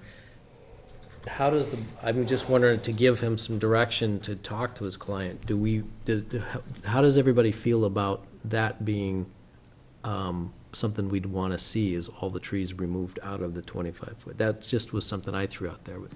Well, I'd like to see, So I'd like to see it get marked. I'd like to see that wetlands line continued, stake out the 25. Commission can go out there, take a look and see just how much is in the 25. Okay, but, You know, right, I mean. And then make a determination with, remove them or, I mean, it seems like they should go out of it. I mean, we've been at this for a while. Yeah, and I wasn't thinking of, like, telling them that to do it, I was just saying, as a flavor, when you're on the Right. receiving end of this, is like, Well- well, so we're not, I guess what I'm trying to avoid is you go out and flag it, then come back with another plan, and then we say, well, look at that, they certainly are in the 25, and then we have this discussion again. Oh. Well, I think our best bet is to probably continue for 2 meetings. Yeah. Because there's no way I'm gonna be able to get the information in by Monday to get on the next hearing. And, I think I have a pretty good sense of the pulse of the commission on this. And I have enough to go back and let him know that these are the things that could be happening based on the hearing tonight, so that I Right. can get some information back from him. And then we can get the thing staked out, go out and take a look at it, and try to come to some resolution, so that we only have to come back with one more plan. And hope, minimize the, Okay. Could I ask you to also consider additional enforcement, or what enforcement could actually look like on this? Because not only is, I think, part of this happening for so long because there hasn't been any accountability, but it also sets a precedence for other projects in town where if people are gonna do plantings in the wetland buffer zones and there's not really any reason to not to, what causes people to? So we gave him an enforcement order. We issue an enforcement order, and then some people ignore them, some people do different things. In this case, in response to the enforcement order, which he has done before, so it's not like, sometimes someone will do something for the first time and say, yeah, they just didn't understand. He clearly knows the drill. But, so we give him an enforcement order, and then the response is that he hires environmental person, plan, whatever, and there's been several people trying to do this with him. And so now we get this plan, and we move this forward in a hearing process. So I don't know what else we would issue an enforcement order for at this point. To have them not do any work while this is in process. No more dumping The cease and desist is still Has not active. been lifted.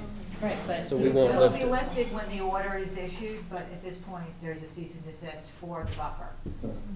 Okay, so I mean, And to be clear, do you mean the 25, but what's the No, buffer when you're anything saying? within jurisdiction, so, Anything within 100 feet, correct. he's not supposed to be doing. Right, but so Correct. since he is, and we're not holding him accountable for that, he's gonna continue to do it. Right, and he will, Frank, you know. well, I think John needs to go back, show these pieces, mark this. The commission goes back out and takes a look at that. He can reiterate the fact that he's not supposed to do it. If he is out there working, you call the police. Most of them already have a copy of the enforcement piece. They can tell him to stop, and I think you just have to do that. I need to understand why it's so hard to find somebody.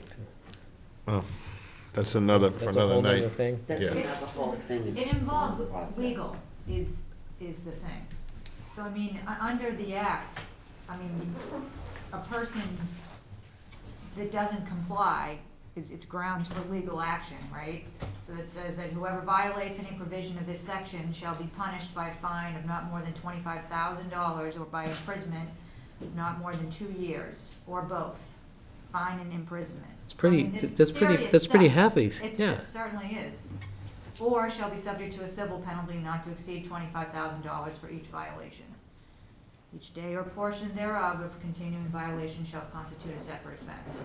I mean, so, obviously, That's huge. it's serious stuff. But you don't just go collect a check. What do you do? How do you do it? Like, what's the next step? If he- You would get legal counsel involved, and you'd start the letter writing process and take it to court. Okay. Who would? You, the commission would? The town of Scituate. Okay, Yeah. there you go. Okay, so at least for this point, I think John's made a good recommendation, but there's a good chance that he'll be removing or moving those things out of the buffer. Okay, Understood. all right. So we'll move to continue. You want it for two, I think we should do two two. No, meetings. no, no. I make a motion to continue 31 Candlewood to December 3rd at 6:20. Second. All in favor? Aye. Okay, thank you very much. Thank you, everyone, for so much valuable information. I knew there was more than the surface. Thanks for, Thank you Yep, for thank you. listening. Appreciate it. Amy, thank you. I'm gonna keep trying. Don't do that. 7 Revere Street. November 7th, 2018, it's 6:35 PM, the Town Hall, Situate Conservation Commission will hold a wetlands hearing under Chapter 131, Section 40 of the Massachusetts General Laws, and Section 30700 Town of Situate Code of Bylaws regarding the application of Jim Kenny for septic system repair on property located at 7 Revere Street, Situate. Abutters and other interested parties are invited to attend. Good evening. Good evening. My name's Darren Grady. I'm with Grady Consulting. How you doing, Doug? They are really clean for a while. I haven't been out of the office in a while. Yeah. So the project before you tonight is a septic repair at 7 Revere Street. We're in or adjacent to several resource areas here. There's a salt marsh that is flagged, it flags SM1 to SM11, I think. It's the closest to the label as far as the South River. We have a coastal dune that's flagged from CD1 to, I think it was CD7. We are in the riverfront area of the South River. We are in the flood zone AE13, I believe it reads. And I think that's it. As far as the septic system, we have it mostly compliant with Title V except for setback to wetlands. We're not asking for any reduction to groundwater. We're not increasing the size of the house. The system is raised at about approximately 1 foot. We're showing a silt sock in red on the to the left of the house as a limit of work and also to prevent any sediment going towards the South River. Behind the silt sock is a wood retaining wall that's currently in place that's going to help prevent that even further. I believe the system is a substantial improvement over the existing cesspool that's located directly behind the house in the area where the proposed septic tank is. And if you have any questions, I'll be happy to answer them. It is such a narrow lot. You are lucky they're getting a septic system on it. I have no questions.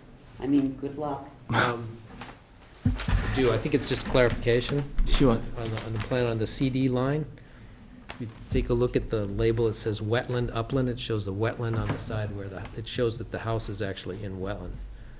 It is. It's actually in the coastal dune. It is. Yeah. Well, it's been Okay, there. all right. So that's not a mistake. Well, because the reason why is the other one said, the BVW, the other one said wetland, upland. Yeah, I had to go Sort of through. wetland. Yeah, right, okay. Gotcha. All right, thanks. That's just clarification. Okay. I thought I found a typo and I didn't. I wish you were right. Jen? I'm good. Amy? Yeah, so, I mean, it appears to meet the requirements of our act in Scituate bylaw. However, don't believe it's been approved by the Board of Health. And I also don't think it has a DEP number yet. So I would say that we should probably continue until we get those. No, we need the DEP number, that's for sure. I'm fine with that. Okay. Okay. Do you Just have- next meeting? Yeah. Anybody in the audience? Any questions or anything? Nope. Okay, I make a motion, we continue, what was it, 7 Revere to November 19th? And it is an IDA, right? So there's no specific time. No, It's an NOI. Oh, It's an I'm NOI, sorry. yeah. I'm looking at the wrong spot. To 620. 7 Revere Street on November 19th, second floor. Okay. Second. All in Sorry. favor? Aye. Thank you very much. Aye. Thank you. We have a 62 Glades Road heap deck after the fact RDA on November 7th. Let's just read the spiel here. 2018, during the 6:15 meeting at Town Hall, Situate Conservation Commission, we will act on the request of Donald Heap for determination of applicability of the Massachusetts Wetlands Protection Act and the Situate Wetlands Bylaw to build a new deck and replace an existing deck on property located at 62 Glades Road, Scituate. Abutters and other interested parties are invited to attend. So, How's it going? good, how you doing tonight? Not too bad. So for the record, you want to state your name? Yeah, I'm Jake Kazianowicz. I'm here on behalf of Don Heap. I also built the deck for him. Okay. Amy, do you want to, Sure, so, this was a property that's, right there on Glades, as you go in to mine it. We approved a new sewage disposal system earlier in the year. We have a pretty good plan of the property, if you haven't seen it. It's a small property though, with a 4-bedroom house on it, right on the seawall, on the east side of Glades Road. And, so it appears that the house is being improved with new decks being added on 3 sides, I think. Well, so there was an existing deck where the septic was, or the septic is now. So we had to remove that in order to install the septic. And then, and on the north side, and then, so then we just rebuilt that section. We only removed enough to install the tank, and then rebuilt the rest of that section. The rest of it was existing deck. And then we extended the deck on the east side all the way out to the seawall. Right, so reports came in, about this deck not being permitted. So we do have an order for just a septic system, but when you do any shovel in the ground project in a resource area, you need to permit it through the Conservation Commission. So this would be, case in point. So this is an after the fact filing for the decks that were incorporated, during the whatever, reno of this project. But it also looks like, not only was a deck done, but the paved driveway. No, that existed. Expanded, Nope, wasn't expanded? nope. It was expanded. The paved driveway was not expanded. It was expanded. So- If you look at existing pictures from satellite images, it's actually a totally different color. It was not you must be talking about the work they did when they fixed the seawall there. There was a bunch of run out from the sidewalk that they poured a bunch of new cement and packed that back in. The town did that? Yes. Um, Can we do one thing at a time? So Yeah. where the septic tank is, there was a deck, and that deck had to be altered or removed to get the tank in. Yes. And then you rebuilt that. The deck on the east side appears to be built and attached to the seawall. It's anchored to There's- the seawall. It's anchored to the Yeah. seawall. None of the deck is anchored to the seawall. The railings have tension cables that were anchored to the seawall. How is that different? That feels like it's still anchoring. Because something, the whole but- structure of the deck has no anchor to the seawall, so if it were to flood and the duct were to move, it wouldn't affect the seawall at all. Did anybody get permission to attach that to the seawall, or? I don't believe so. I would have assumed that Don had pulled the permit for the deck originally. Yeah, no, I was just hired by him, Yeah. and I'm just here on behalf of him because he's in Florida. that? The building permit is outstanding right now as well. See, so Bob was holding the building permit until he got through conservation. He made some boo-boos. Yeah. He did. And then, just, I'm trying But to. the only anchoring to the seawall was because we used wood posts, and then they decided to use the stainless steel cables. So if that's by any means a big deal, we can take those out, and I'll just put metal posts on the end. And that'll, The other piece, there's two areas that seem to be disturbed. So you had to dig out the area, you did the leaching trenches as well, right? I didn't do that work, Mike Walsh did. Okay. But, so that area that was dug out, prior to that, was that lawn or? Yes, lawn. And that's gonna be reestablished as a lawn? It's actually gravel. Because it's a rental property, so they didn't want any grass. Well, it's in a resource area, so I think if there was grass or lawn there before, they probably need to put grass back. That's, I mean, that's, like I said, Walsh Management did the septic work. And Frank Mirabelli was the engineer behind it, so anything. Do we have anything on that, Amy, that area where the leaching was? No. Yeah. Typically, what happens is that gets restored, if it's not you, whoever did that, I mean, because that's who really got the permit for this. So they need to be in here to finish up that septic, including restoring that yard. Okay. With a lawn or whatever. I mean, if I show you a picture of the gravel, it looks nice. It's not. Well, if it was vegetated before, it should be vegetated again. Okay. Is it gravel so they can park on it? No, it's gravel so that they don't have to cut the lawn, because they're not gonna be here. They live in Florida. They just bought it to. Well, we'll take a look at it, but typically it gets revegetated. Okay.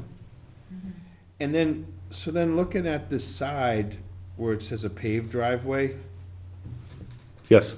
on the south side, it looks to me like the property line is fairly close to the house. It does look like that on this, yes. So then, there's an area here that's a paved driveway, and then there was additional work along that edge. And you're saying that that's work that wasn't done by you guys, it was done by the town? Yes, you'll see, you can see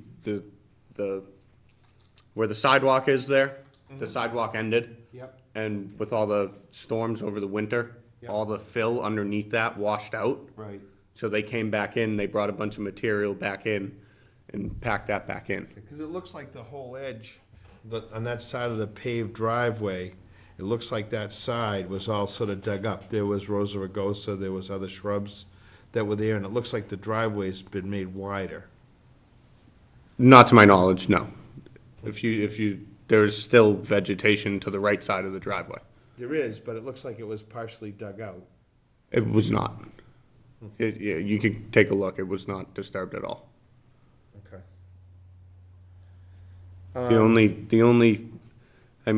Where it was all sand at the top of the driveway, where it's showing you the paved driveway, like goes all the way up to the seawall, that's not the case. The paved driveway ends probably pretty close to where this deck line starts. Okay. And then it was all sand, Yeah. in front of that.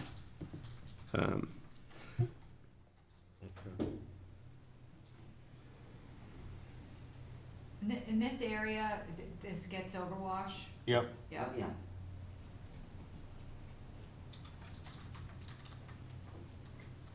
So I'm just wondering, where do we go from here in terms of a couple of these pieces? I mean, I don't know, I haven't looked at the deck connection myself to determine where that is, or what it does for this. And then this piece in front between the house and Glades Road. Do we have more than this? There's a file on this, right, a filing? Yeah, well, we don't have much more. We've got some hand drawings that just show the deck is what we've got. Okay. And so it's filed as a request for determination of applicability. So the outcome of this would be negative to give them a permit to keep the deck as is, and you could put some conditions on it, or you could do a positive and require a notice of intent, which would be resulting with an order of conditions, if you're looking for something more. If there's, we can evaluate the driveway on the south side to see if there's encroachment issues on town property, and if that's the case, that would be a zoning enforcement issue, potentially, and/or conservation encroachment, write a letter. I mean, that gets a little bit more complicated. It appears that the deck, most of the decking is a matter of just resolving the permitting issue or lack thereof. So that's why I suggested the request for determination, but it seems like it definitely has grown a little bit in scope, gotten a little bit more complicated. If there's expanded driveway and, gravel, but we do have an order already for the septic, which is still open. So we do have some control over the project because they're gonna need to close that out with a certificate of compliance. Wouldn't the plan for that septic show this driveway, Frank? Well, it does, this is the as-built. I think the as-built was just submitted see, I don't to have the that. Board of Health. But the thing that I think we're not necessarily mentioning is the driveway isn't even on their property. Yeah, that's actually a question I have. How's that possible? Well, I don't know. Well, it could have been some historic use Yeah. or something. Could be, Um, that's happened. Is that as-built plan you have different than we're looking at here? No. This one's as-built, it just came in, into correspondence. Oh, okay. It does show the paved driveway all the way over here. Right. It's a 10 scale, so. Yeah, but this one, oh, no, it's the same. Yeah. Yeah, okay. I mean, I think, but what I saw was this whole edge is dug up, and then there's fill and whatnot here, but depending on who But- did this. we haven't issued a COC on the septic system. Right. Correct, So it's that's still that's open. still open, so we could do an RDA negative for him for the deck and let it get off, because that's really not his thing anyways. Yeah, Well, but And- the deck is, we don't want it anchored to the seawall. so we Right. could require that the, whatever they are, Right. anchors be removed. Well, he's talking about the cable, you're just talking about the cable, the visual cable that you have to, instead of a, Yeah, for the railings. you know those railings that you do cables instead, so the cables Yeah, and there's like an anchored, eye but, screw that goes right into the It's seawall. Yeah. seawall. yeah, so But he, but I mean, it's only It's a, supposed to. it's only like a couple inch screw, it's not, like, I mean, I could go rip it out. It's not, it's not, just keep hold the cable. it's not like I, you know, We could do, he said he could put posts at either end and get rid of that cable. right, the only reason it's anchored to the seawall is because we had the wood posts, so when it's under that much tension, eventually the posts are gonna Posts are bow. bow, yeah. So rather than replace them with metal, you know, we just anchored it to the seawall in a couple points, but Is that public or private? if that's, you know, Public. Public. Then, if that needs to be changed, I will gladly put some metal posts on the ends. Sounds like that would be preferable, yes. That definitely needs to happen. well, because it's public property, it's Right. not their But the property. deck itself is No, floating. that's fine. Yeah, the deck is not attached to the seawall in any way. So, Take the cable off. but then, and on this, I guess we need to make a note that we need to go visit that. And The edge of the driveway and but figure out how address that was. yeah. Well, you know, could it be the other neighbor, where it isn't even on their No, property? This It's is, the town. this is the town, All right, see, Could- I could didn't be get the down town. there. and this is all planted out with Rosa rugosa, and this is disturbed along this edge. Oh, wait a minute, I know where you're talking now. Okay, It's the first house on the right. yeah. Yeah. Okay. Well, I just suggest that we take a look at that before, I'd rather just take a look at all of this. I've gone by quickly, I looked at the edges, I'd rather just visit the site, take a look at that, maybe try to determine what was where the septic was before, and see what they need to restore there. I can share some existing pictures. Okay, But we're gonna tie that to the existing order. Okay. And the Yes. decks, you could This vote is a separate. negative two, This, okay. just for the deck. right. Yeah. And then we'll condition though that the, cables be removed from the seawall. Yes. Okay. All right. Doesn't this concern you, that shows the water Yeah, line right going through the- underneath the septic system? Yeah. I do. Oh, well, you know, what the heck? They Yeah. can- don't- if they, can't they put it in a liner? Well, it doesn't say it's in the liner. I mean, Well, they let's just- hope it is.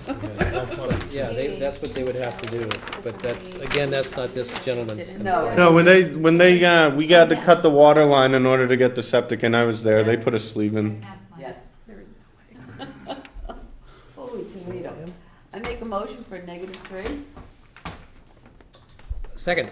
All in favor? Aye. Okay. Okay, you're Okay. all set, and we'll take care of the rest of the mess. Thank you. So I just gotta go change those posts, Yeah, get that cable off. but then we'll get the permit, we're good? Yeah. Yes. Okay. Thanks, guys. Ready to line. Thank you. Have a good night. I appreciate it, I'll get to it this week.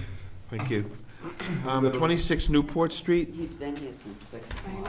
I know, the poor guy, we should have done. On November 7, 2018, during the 6:15 meeting at Town Hall, the Conservation Commission will act on the request of Kathleen McComb for a determination of applicability of the Massachusetts Wetlands Protection Act and the Scituate Wetlands Bylaw to add a deck on property located at 26 Newport Street, Scituate. Abutters and other interested parties are invited to attend. Good evening.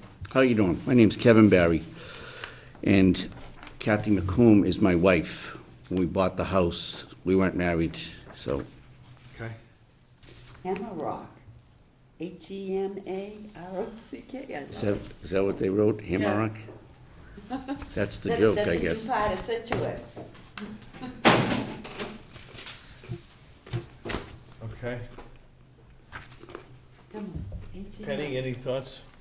No, I don't have a problem with it. Doug? So we're here for this deck? Yep. Ken? Nope. Amy? Right, so it's 4 12-inch piers. Yes, it's just a deck right out in the front of the house. It's a closed porch, it's just a set of stairs and I think it's a 6 by 11. Right, yeah, so it appears consistent with just the couldn't get regulations, so I would say it meets the requirements of a negative two. Okay. Anybody in the audience? We're dwindling. Okay. I'm good. I make a motion for a -3. Second. All in favor? Aye. Great. Thank you. you. Negative's good. You're all set? Negative's Yes. good, okay. You want the Yeah, negative you for want the once. negative. All right. And 21 Central Ave, South River Marina. On November 7th, 2018, during the 6:15 meeting of the Town Hall, Scituate Conservation Commission will act on the request of South River Marina LLC for a determination of applicability of the Massachusetts Wetlands Protection Act and the Scituate Wetlands bylaws to remove an underground storage tank on property located at 21 Central Ave, Scituate. Abutters and other interested parties are invited to attend. Hi, Brian Snow from OHI Engineering for the applicant South River Marina LLC. We're requesting a negative determination of applicability for the removal of an underground storage tank at the marina in a paved area between the building and the retaining wall / seawall. I never got this. Okay. I have no idea. Oh, it's down in, Yeah, it's in Hammerock. yeah, it's in Hammerock, no wonder. I was hoping that never wasn't me that spelled that got it. wrong. Done any work on it. I have a couple of times. Okay. And what do you, So we're proposing to remove the existing 5,000 gallon underground storage tank, contains gasoline. It's in a paved area. It'll take about a couple of days to remove. They'll bust off the concrete, take the concrete away, come back, pump out the contents of the tank, clean the tank, tip the tank, permit the tank through the fire department and the Mass DEP, and then they'll remove the tank, backfill the hole, and regrade it for paving. Is there a tank or anything going back in, or they're just eliminating it? They're eliminating it. Get rid of it. It's a benefit to the resource area. yeah. Yeah, especially since it's there. Okay, Penny? No, I'm Doug? fine with it. No, no question. Amy? Yeah, I'm good. I mean, I felt that this was a quick enough project that it could be handled without an order. Sounds good. Yeah, Yeah. that's Okay, I make a motion for -3. Second? Aren't you glad you came at six? second. This is my second of 3 this week, so. Yeah, Huh. he was here when I got here at 6 o'clock. Did we vote? No, All in Second? favor? aye. Aye. Thank you. It's falling apart. Thank you. Should I get in touch with you? It'll be ready tomorrow, Okay. yeah. I'll email you probably. Thank you. Okay, thanks. Certificate of Compliance, 51 Border Street, 151. 151, thank you. Just trying Any to show- problems there, Amy? Yeah, You so- see- We're gonna hold 151 Border, 41 Kavanaugh, and 304 Clap. Yeah. Oh, all of them? We're gonna have you vote to extend 304 Clap. You wanna do that? Sure. Motion For to 3 years. extend orders and conditions at 304 Clap Road For 3 years? for 3 years. For 3 years. I make a motion, we extend the orders of condition for 304 Clap Road for 3 years. Second. Second. All in favor? Aye. And then for 224 Central Ave, which was a deck, and 40 Garrison, which was a really old one related to a roadway. I'm gonna recommend that we issue those, which doesn't actually require a vote. No. We'll just have you sign it. Okay. And the old business with Edith Holmes or Cricket, what are those for? So those are our orders Those are the orders of from condition the we last got. meeting. Yeah. Okay. I make a motion, we accept the orders as written for 52 Edith Holmes Drive. Second. All in favor? Aye. I make a motion, we accept the orders of condition as written for 10 Cricket Circle, raise and rebuild, as written. Second? All in favor? Aye. I make a motion, we accept the orders of condition for 9 Brunswick, in addition, as written. Second? All in favor? Aye. Great. Those were all good ones, easy. So just before we wrap it up, just want to say what a great job Trails folks are doing. We're getting a lot of correspondence back and forth. They're Keeping you busy. working down that nitty gritty, all the little markings, but great feedback. Everything seems to be coming together. a lot of hard work, a lot of effort on everybody's part, and it's, I think it's great. Yeah, it's been really great. We, there's 5 maps that'll be done in the next couple weeks. Some of them are already done, and so they'll be coming hopefully in front of the commission on a quieter week for everybody to see them. One of the things that won't be done at that point in time that's normally part of that is the narratives. Those are just a larger process, but the maps will be ready, and that's really what people can dig into and enjoy, and the narratives are just, So I need to go try out some of those trails. I'll give you them. I haven't been on to any. It would actually be great for other people to use them, because anytime somebody uses the maps, we find maybe a small thing. So you just got yourself some homework. And also the maintenance folks, I mean, I get these emails about, you know, a tree down or this down, and before there's even anything said, it's like someone else answers, oh, I was on that yesterday. I mean, they're just, I think that's the most fun. Yeah, these guys are out there. Yeah. Doing a great job. Are the maps electronic yet?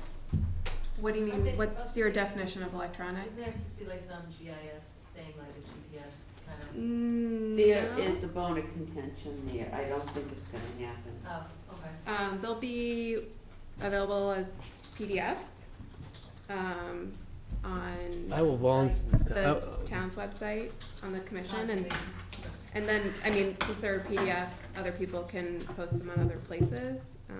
There's a couple websites in the area that do trails. I'll that would put them left. on the town's GIS system. Yeah, Frank, where's that trail URL, the trail site, you know, that does, that has like all the kayaking trails and all That's that? historic Scituate? Historic Scituate Trails? Historic Scituate Trails. So who owns that? Scituate Trails. Yeah, who owns that? Well, actually, CPC paid for that website. I know, so. The town owns it. All right, so who owns the maintenance of it? It's not. Of the site, I don't know, Lisa Fenton kind of took it over, so Right, so there's not a body that really, I the don't town know. that maintains it? You'd have to ask Lisa Fenton. But she doesn't work for the town, so, all right, I think that's just something that we should incorporate. What is the question, Maura? So we've got, you know, one site that has hiking trails, right? And then now we're gonna have another site that has other maps for other trails. Why not have one comprehensive trail URL that folks can go to? I don't know, maybe it falls under recreation, I don't know. Do you know what I mean? Like, I don't know, but- maybe we just need to find a right place for it, so it's actually maintained, updated, and there's good information there. And I can take that, and we can find out, I'm not saying it's yours, Yeah. but I think we just need to have one central Frank, repository for all that. Completely agree with it, and it That's kind of something follows else on to that- something that the maintenance team has always been thinking about in terms of the ability for people to submit like problems or maintenance reports. Or there's discussion about doing like trail logs, so they would at least know if somebody walked this trail yesterday and there were no issues, so it helps them triage. And having a centralized spot is helpful. That website's a little out of date, in terms of usability. The historic one, Yeah. see, There there we go.